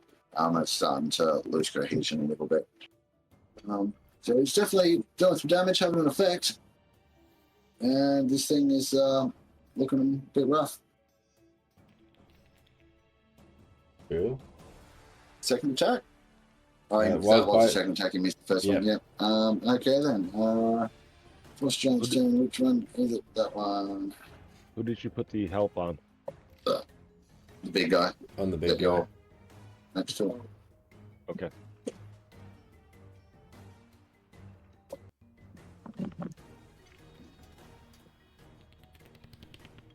No, you're not going to go that far. You don't need to. Hey, Taiji, I'm couple dead. more Axwings coming your way, buddy. I'm gonna die. That was my last heroic hurrah, and it didn't work. So hit and miss. So only one hit. You'll probably be okay. That's going to be 22 slashing damage. Okay. And there, Bucket's turn. Well, I'm taking that advantage. Of course you are. I would expect nothing less. I would want Bucket to take the advantage. Oh, Right? Oof. does the 18 hit? Yes, it does. Now, you All don't. right. If you don't add the 6 to the hit roll, you can add it to the damage. Oh, you Ah, can. interesting. There you So then here's another 2d6. go. One for hooves and one for that. Excellent. So 15 Yeah. in total. Yep. And the second attack. That's Nice. a hit. Yep. Ugh. Ooh. 11. Well, If it can go prone, I need a strength save DC 14. well, it is possible for it to go prone. And when it rolls like that, No that's way. exactly what. Yeah, it rolled a 5 on the dice. Okay, well with that I Uh, can make another attack. Oh well, looks like Bucket is probably going to get the killing blow. Go ahead. Ooh. Oh. Not So enough. that just misses. Ugh. Just. Oh damn. It fell over and rolled just as the hooves come down where its head was. Yep. Damn. All right. Alright. Well then. Sorry to say before Ralph's turn. Yeah, grab one of these. somebody cut between me and our turn. Yep. Bastards, right? How rude. Archer bastards. So this one's going to move out this way. Things are starting. Oh, we can't quite go that far. Things are starting to get a little bit crowded. I was gonna go for the killing shot, but now I'm fully going for that guy. Let me see. First things first. I think it might have noticed this cheeky little bugbear up the back, being a bit fucking cheeky. Let me see if it can reach it. It can. Can I get a Constitution save from Robar, please, as this guy begins to stare down your bugbear companion? Okay. The eyes begin to glow, and Robar begins to feel very, very cold. Con save. Be a 17. Just passes. Wow, guys. Wow. So he almost freezes stiff, but manages to shrug it off just in time. Shakes himself those little bit. Like, man, it's always so cold up here. And with that, it will be Ralph's turn. Nice. How the hell do I get over there? Also, I will point out, when you have to treat, like when you've got your 15-foot reach going on with your spear, don't you have to treat it like a lance and roll with disadvantage if you're not mounted? I'd be okay with that, except we don't use like my positioning on the horse. So I would always be at disadvantage. No. even while mounted. No. How is that? I don't even get how you got that. If you're not mounted, you'd be at disadvantage with it. Okay. So if you are on your horse, you're not. Wait. So if Like a- I'm not like a lance. mounted, I just disadvantage everywhere, or just within 5 feet of me? I need to go and have a look at the weapon and what I wrote about it. No, I think you got disadvantage on attack rolls if you're not mounted, if it's at the 15-foot length. Yeah, let me just read it again. 2 seconds. I know I'm not using a lance because it would be a D12 damage. If that makes any difference.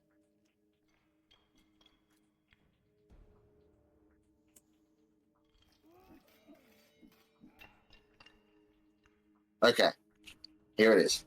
It's not like a lance. So if not equipped with a shield, you may instead use a bonus action to speak a command word and extend the length of the weapon. Its reach becomes 15 feet. Until you use it, speak a bonus action, use the bonus action to speak to restore it to its original length. While wielding this extended version, attacks while not mounted are made with disadvantage, and your unmounted walking speed is reduced to 15 feet. Oh shit. Yeah. All right. Well, then I'll stay mounted and attack. Yep. Attack this guy. Sure. Yeah, that's fucking worse than a lance. All right. Yes, but it's otherwise incredibly powerful. And that's only while it's extended. You can still bring it back to its regular 10-foot reach and use it as normal. All right. So I'm attacking. Cool. With advantage because it's prone. Yep. 19. That hits. Go ahead and roll some damage. You can see its eyes go wide as the strike descends 19. towards it. And how do you want to do this?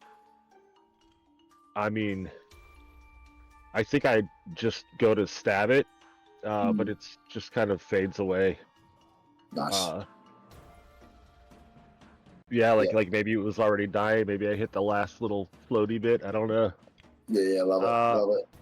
That's perfect. And then this guy next to me looks a lot like the guy who cut in line. I'm gonna try to attack him. Cool.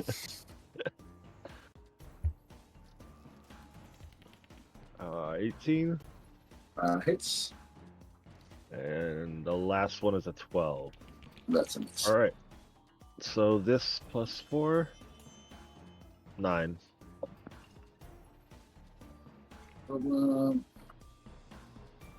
That ends my turn. Okay. Oops, I accidentally clicked the next thing. It is Kadam's turn. Just tell me about the bar. Yep, go for it. You Excellent. are up. So, if I may, I'd like to use a hero point.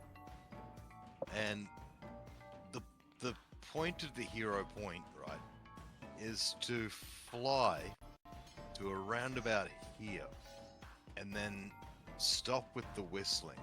The whistling stops. And Kadam will basically call out, "The power of Cord will drive you into the ground from the sky!" Okay. The then smacks down recklessly with the hammer. Yeah. I love it. From that height. Well, how high are you?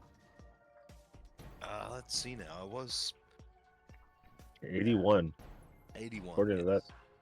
Okay, and if you're dropping from 81 onto him, he's about 20 feet tall, so that's about 60 feet of fall distance.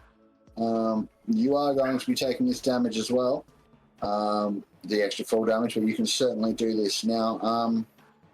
How long's it been since you used a divine intervention? I'm not saying to use one, I'm just asking how long it's been. He hasn't used one for...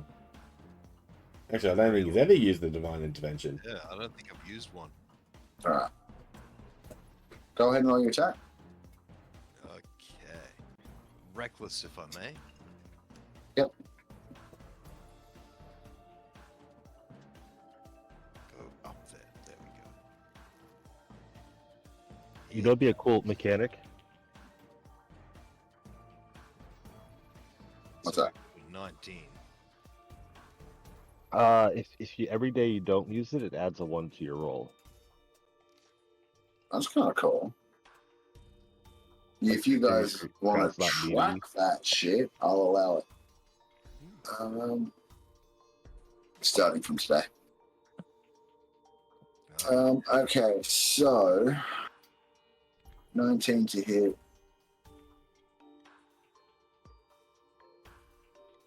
Go ahead and roll your damage. And then we've got the D6, the thunder. Yep. And then we got the +3 to that, so 14. 14 plus. Roll 66.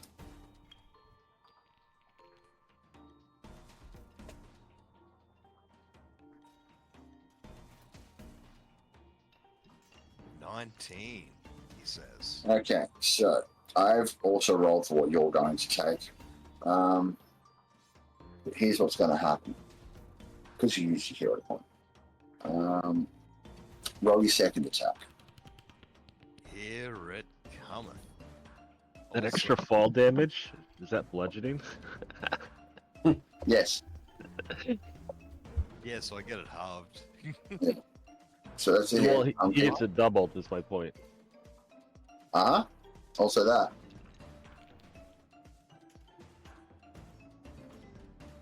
Fucking... A lot of your damage is bludgeoning, actually. Okay, very cool. Very cool. Alright. So, you're going to take 9 bludgeoning damage and fall prone at the end of this, okay? So you're going to end up prone like here. In fact, roll me acrobatics to see which side of him you land on after doing this. You might overshoot a little bit. 11. 11, yeah, you're going to end up on this side prone. Soz buddy. And then here's the thing, though. Alright, so you did Chord's Grace 7, doubled to 14 because it's bludgeon. Right? Sorry, I told you the wrong amount of damage to take as well. You needed to take 14. So 14 damage from bludgeoning plus 4 thunder, so that's 18. Then we've got... We'll come back to the bludgeoning damage you dealt there in a sec. Then we've got another 14 plus 5, so that's 19, 37. Plus the 19 bludgeoning damage doubled, so that's 60, 75. Have you added your rage damage yet? You haven't, so that's another... 3 per It's hit. another, yeah, which is 2, so it's another 6. So that's 81. And here's the extra bit I was going to add for the hero point. As you do this, your hammer charges up with extra lightning damage. You can feel it, like it's like lightning strikes from the night sky and hits your hammer and charges it up and deals an additional 19, the amount of fall damage you did, lightning damage on top of it, which is enough to absolutely fucking obliterate this thing. The power of Chord compels you! It was 71. What did we say? It was 71 plus 19 was like, there's 90 damage in a single turn. Jesus. Yeah. That's So the power of a flying elephant. yeah, certainly is. In fact, Um, thanks to someone's aura here, you can kind of see a black line where the elephant has just flown in.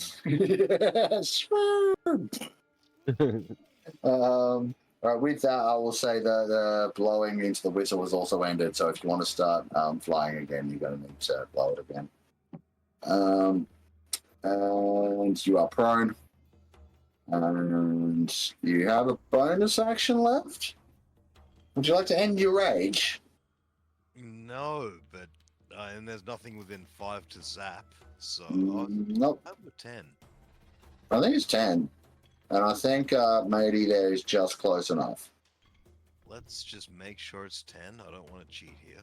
It Only looks one like block it's- between you. Yeah, you're fine. Go ahead. I'll roll the save. That was the save. In fact, fails it so badly. Nat 1 -1. And I'm gonna let you roll 2d6. Nice. Yeah. Still only 5, but that's okay. I made an impression. You need to roll another d6 though. No, that was So off you by. roll That's 2d6. I'm only. He rolled a 1 and a sorry, 4. Yeah, no, sorry, I hadn't scrolled down. I just saw a 5 from him at the bottom of the thing. So I rolled 2. just Holy yeah. crap. That's fine. Boom, done. Okay. Do that. I just need to go on.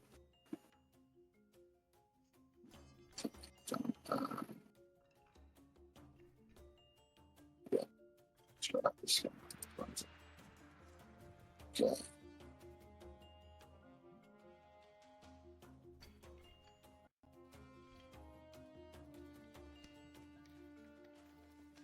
Oh. This one. Let's see.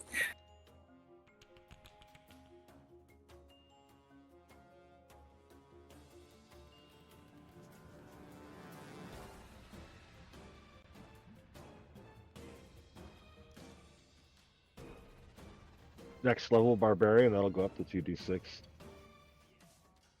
Yeah, no. Oh yeah, it is, because it's 10. I've got 9 levels barbarian, don't I? So, Yep. yeah, so the next one does go up to 2d6. He just sampled the waters a little then.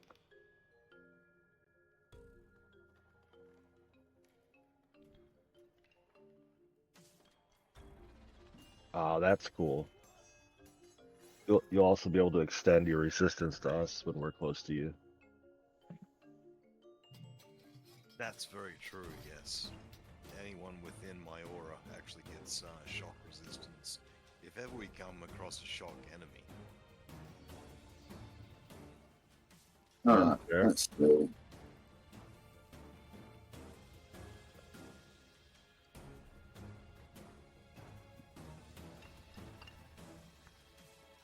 Hey, Fizz. Yep. I think I know the right call on this, and it's like it has to be within 5 feet. But disadvantage for making ranged attacks when you're being threatened. It's only if there's a creature within 5 feet, right? Not if they have reach weapons. Right. Yeah. Cool. So some rock Although- hurling's about to happen. The intent. That's also the Yeah. intent, so it's kind of up to you. Yeah. Fair.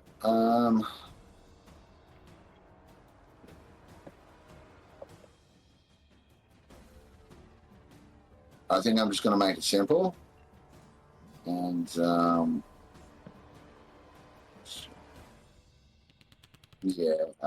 this guy's going to swing twice. Either you or Bucket, it doesn't really matter, I suppose. Although I would argue that if you're not engaged with them, right, then I don't know. Anyway, go ahead. Yeah, no, because he's also in it. Like, I just realized he's also in melee reach of you and Bucket, so he's just going to swing at you.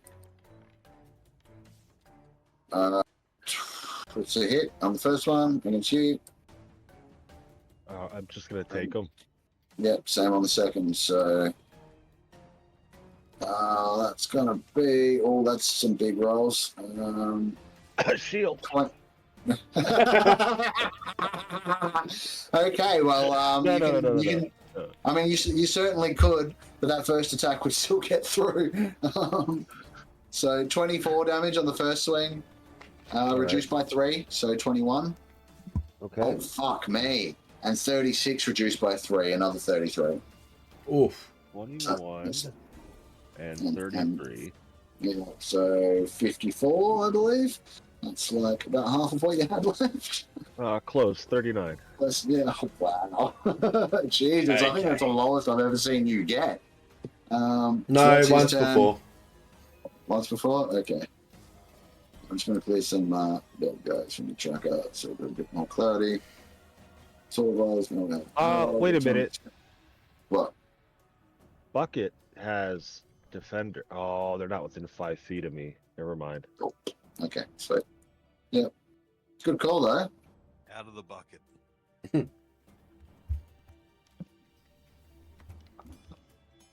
All right. And then with that, seeing the opportunity, you're going to get a couple of rocks coming at you. Actually, one rock's going to go at you, Bruno, Ralph. Who are you? I can't remember. Ralph. Yeah, Ralph. One rock's coming at you, and Kadam, you're lucky you're prone. Maybe both rocks are coming at Ralph.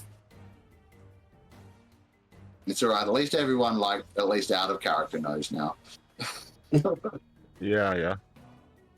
All right, first one. I just need to check something. So lucky. Disadvantage for long range. Oh, there's still one gonna all the hit way you. down there. Fuck me. Yep. So 34 bludgeoning damage from that one. Holy fuck. Well. Yep. That's not good. No, sorry, -3, so 31. And yeah, it liked that. It's going to try again. Since you're Uh-oh. looking a bit rough.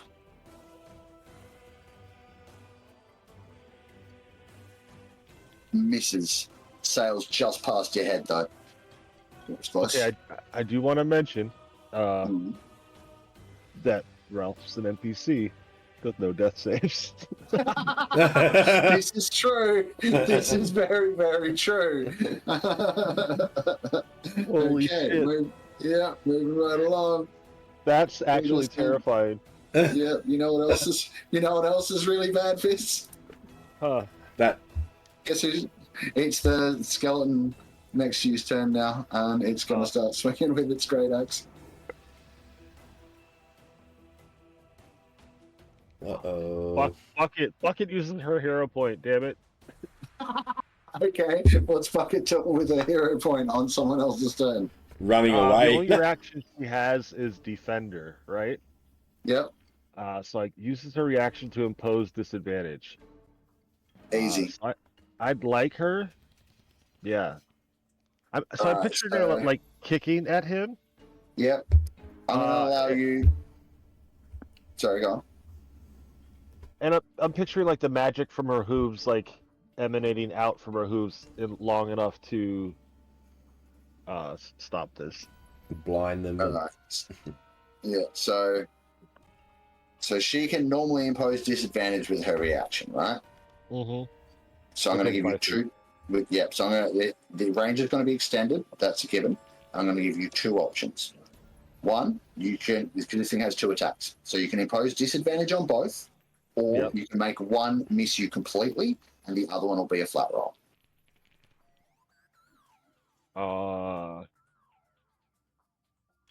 Well. Fuck. I got- guess disadvantage on both. Okay. They got a No, high that's stupid. strength. I'm not gonna live no matter what. Like I don't know what Nah. to do here. No, because they got high strength. They're gonna fucking hit on disadvantage hit throws anyway. Really. Yeah. So, yeah. the hero I mean, point there's for nothing I Bucket can should do. have been to fucking get the fuck out of there with you on the back. It rolled a natural one. Oh, nice. So you and Bucket may both take attacks of opportunity with. Oh, Bucket's used her reaction, but you have yours. Well, it's part of the same reaction, I think. Remember, I said my hooves like emanate towards him. Yep. Gotcha. All right. So I'm going to roll the second attack with disadvantage as well. Maybe that's also an attack. You know, like a fiery hoof attack.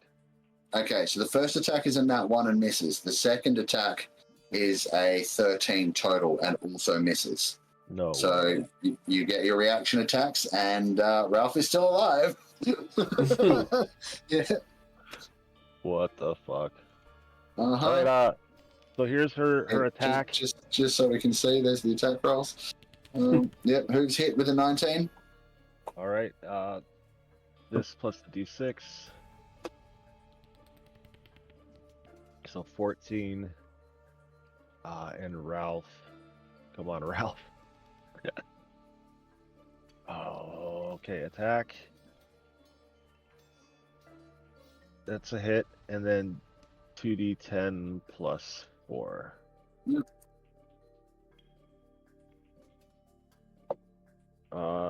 So wait, yeah, 15. That including your radiant? Yep. Yep. Cool. Done. This thing's looking pretty well half fucked after just those couple of attacks. Wow. Good use of a hero point because it saved your ass. Seriously? Like, wow. Alright, it's Sam's turn. Wrong button. I gotta tell you, playing with no death saves, it really fucking ups the ante, man. Right. Don't die. It's alright, you'll still have Bucket. Like, Yeah. if Ralph dies, like Bucket will continue to feature, don't worry.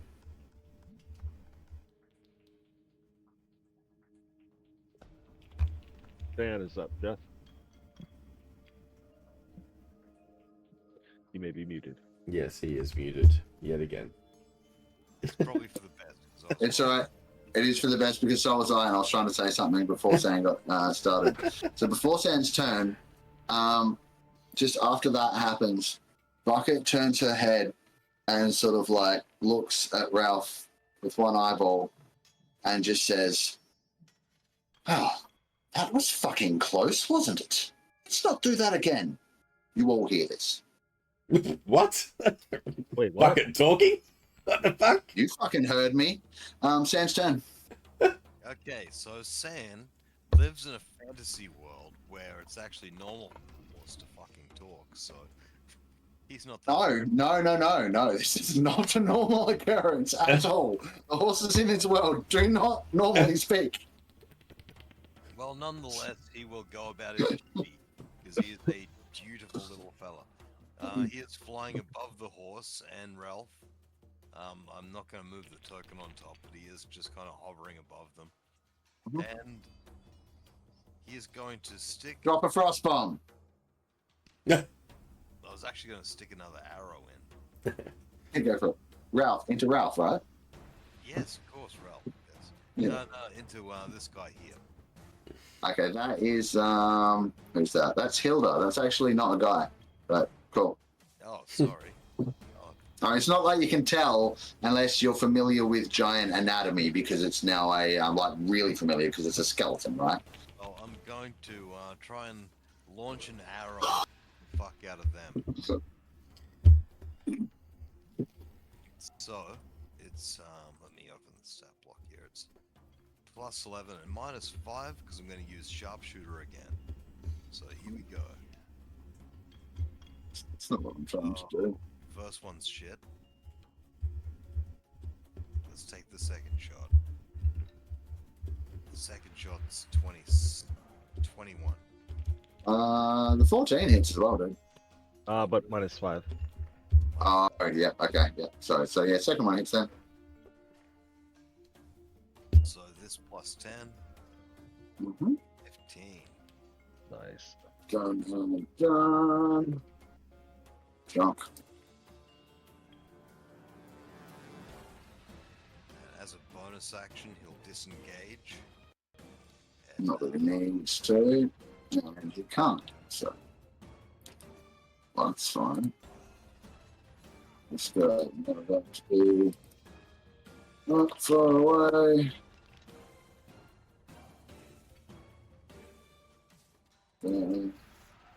Top of the round, you'll notice that this round, no more giant corpses reanimate because there are none left to do so.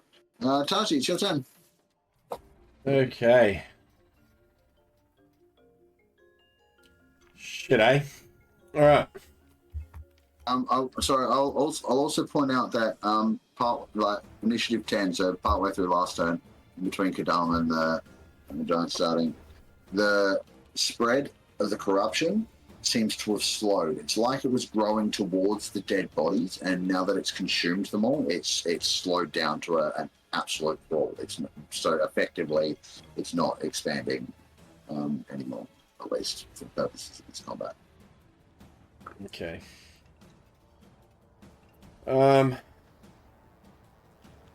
Now, sorry, just we are at the top of a round. It's 11:15. Is everyone good to keep going for a bit? Can handle another round. Yeah. Sweet. Let's roll. All right. I'm going to move over this way a little bit.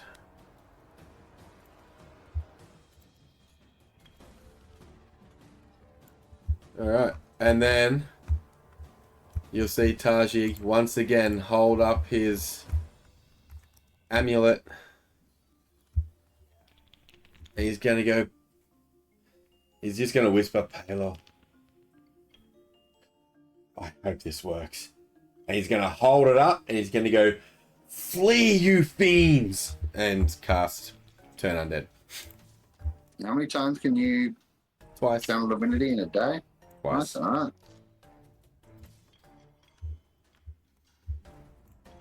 It's getting pretty high level now, so that makes sense. Unless with Full my range. hero, unless with my hero point, you want me to give me my other channel divinity back. No. Haven't you already used it? Oh, yeah. Yeah, so no. No. You had a ridiculously okay. To make it clear, I know. in order I'm to joking. get to that level of divine intervention, you would need to be level 42. No, 52. Level 52. Okay? You would need to be fucking 2.5 fully level clerics. I'd be godlike anyway, so I wouldn't have even needed to roll. Just do it myself. Yeah, exactly. Well, let's see how you go. So wisdom saves, I believe, your DC of 18. Yes, please. Turned. Alrighty. Adding to the group roll, I think it's 4 of them. Save DC is 18. Excuse me, it is a wisdom save. And the condition, I'll just use the fighting condition, but not rolling turned. Rolling, applying. You got 2 of them. Okay. Wait a minute. You got 2 of them because it only added 2 of them to the roll, so let me do the other 2 real quick. I was going to say, they've probably got low wisdom. So, those 2. Damn it.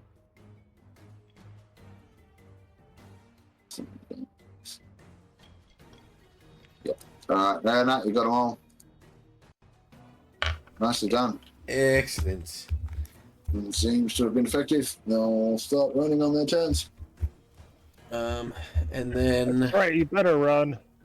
And I'll be like, do not touch them. They are fleeing. And you know what that means, right? Got it. Yeah. now I'm going to step over here. I'm going to touch Ralph on the leg. Oh no, that's not. I can't do that one. Hang on, which one is it? I thought you were Wait, saying, this oh one. no, that's not his leg. Oh dear. Healing word. I'm going to. It's all I can do. So nonchalant. 12 health, Yep, thank you. and I get 3.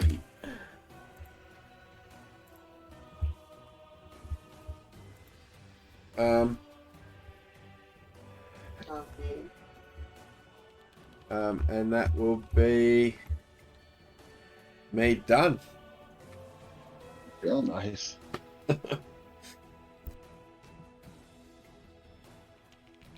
then it'll be Eric's turn. Fortunately, he's not an idiot, and he heard you. So he's going to instead toss a rock at the one that was out of your reach that still seems to be advancing. It'll be long range, disadvantage.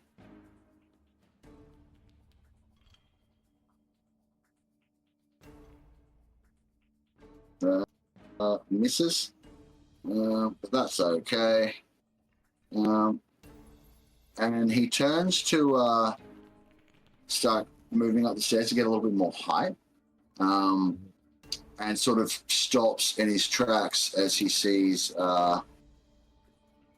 at the top of the stairs, and you'll hear growling and more howling. The howling I said that you heard in the distance before.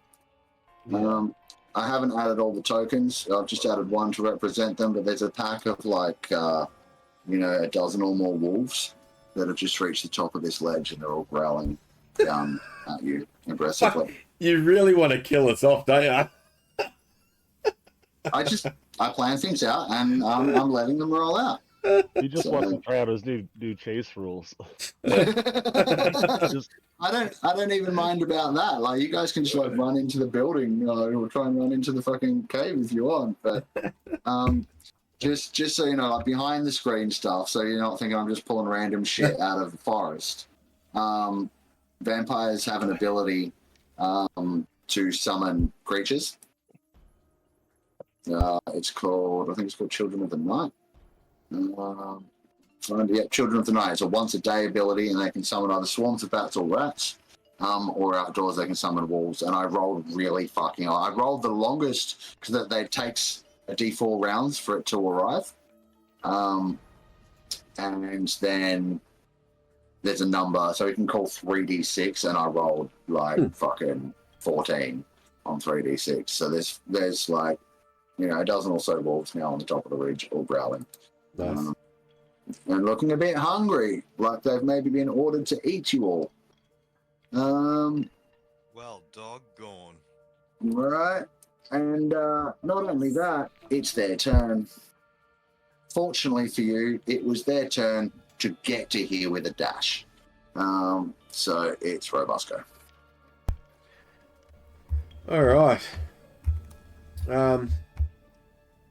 Robar is going to step forward, and then he's going to shoot this guy down here with a couple of arrows. Mm-hmm.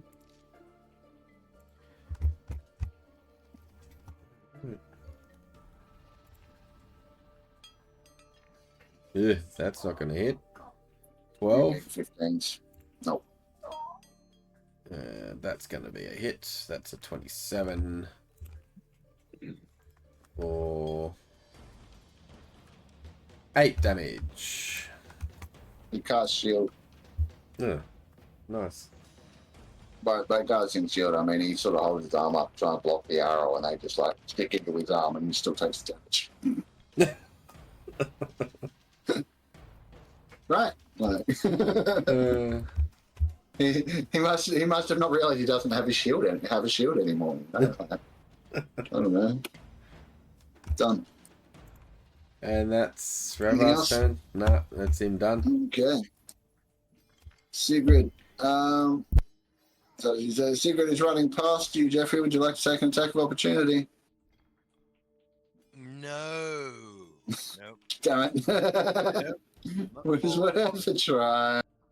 Was worth a try. Yeah, I so got you last time. At this point, actually, as he's running past, looks like he's about to do it. And Kadam says, "Don't forget." Oh, yes, yes. Yep, no problem. Right, well, in that case, guess whose turn it is? is it Bucket? Yep. All right.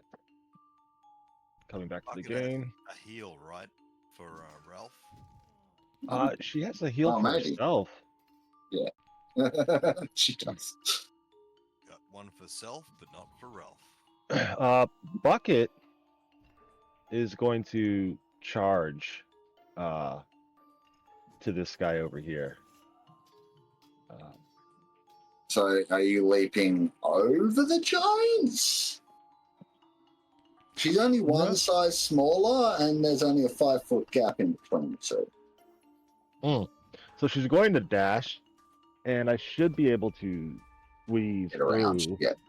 No, that's Yeah. absolutely fine. Yeah. Yeah, and so since she's used the dash, she can use her bonus action to attack. Enchant creatures take reactions. I don't know, but generally when they say no actions, they usually mean all of it, but let's look it up. Or you make a ruling. I'll have a quick look while you do this, but she's still not going to stop fucking getting where she's going. All right. So I'll have her do her attack. It's a 16.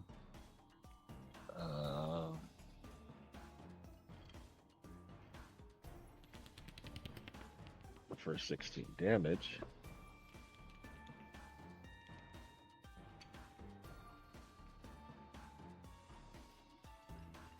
It specifies that it also can't take reactions, so that's okay. Beautiful. I also realized that I am doing a dash attack, and if I go 20 feet in a straight line and make an attack, I can do the heroic charge thing movement with no Yeah, but opportunity attacks. that's And you after said that I that. could do it. You said that I could do it before or after. Okay, sweet. Yeah, nice. Yep. So yeah. So I attack. What 16 to I hit. meant with that, it's fun at the moment. So what I meant with that is you could do it to like before the attack to reach if you didn't quite have enough. So it'd be at the end of your movement, but before you attack to reach the target. If you can reach, you can use it to spring away with no outs. That's what I meant by that, but it's fine. So it only works for the last 20 feet on the way too. Yeah. Like it gives you an extra 20 feet on the way too, if you need it. Use it to get 20 feet away. Okay, so if it's on the way to the opportunity attacks still happen, but if it's on the way away, the opportunity attacks don't happen. No. So it's not when you first leave where you are. It's at the end. So if you say your movement speed is what, 60 feet or whatever. Yeah. All right. So say it was 80 feet away. You could use that 20 to get the extra 80 feet. And Okay. that movement wouldn't provoke AOPs, nor would if you had 60 and got to it and then sprung away, nor would that. But all the 60 feet before it would. Yeah. But in this case, they can't do it anyway because they're turned. All right. Okay, so did a 16 hit? Yes.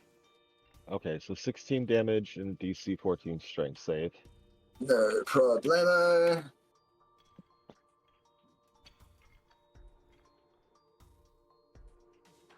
Wait, this isn't the guy that's going next, is it? Okay.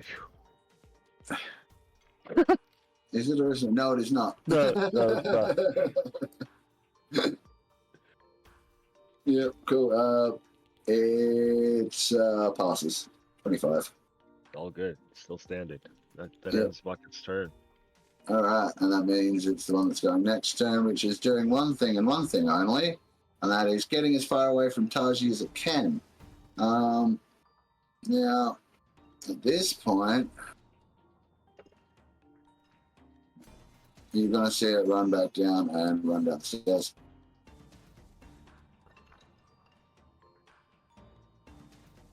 Done. Ralph's turn.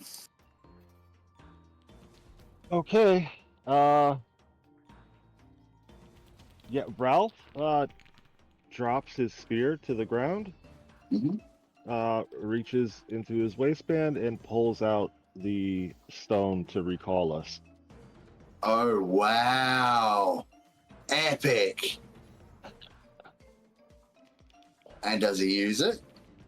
Oh yeah, yeah. He squeezes the fuck out of it. Okay, and so with that, the stone begins to glow with a pulsating blue light, and beams strike out from it.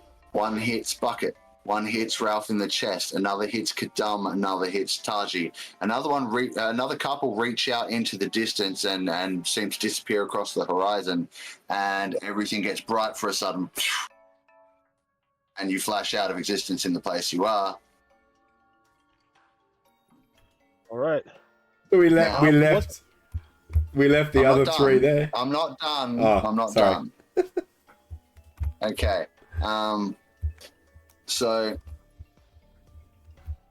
I'm gonna say, because I just saw some notes I was sent. Am I able wanna to grab be- the spear? What did you do with it? You dropped it. I have to, right?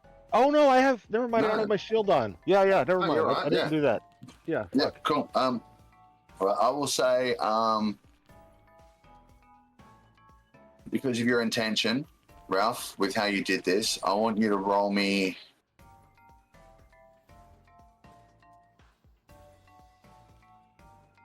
Roll me 3d6 separately, like 3 separate d6s. Okay. There's 1. Yep. There's 2. Yep. And there's 3. Okay. So, there are a couple of additional beams of light. One of them strikes Sam. The other strikes Eric. Oh shit! None of you see whether or not one hits Robar before you are pulled from this location and sent whirling through a portal tunnel.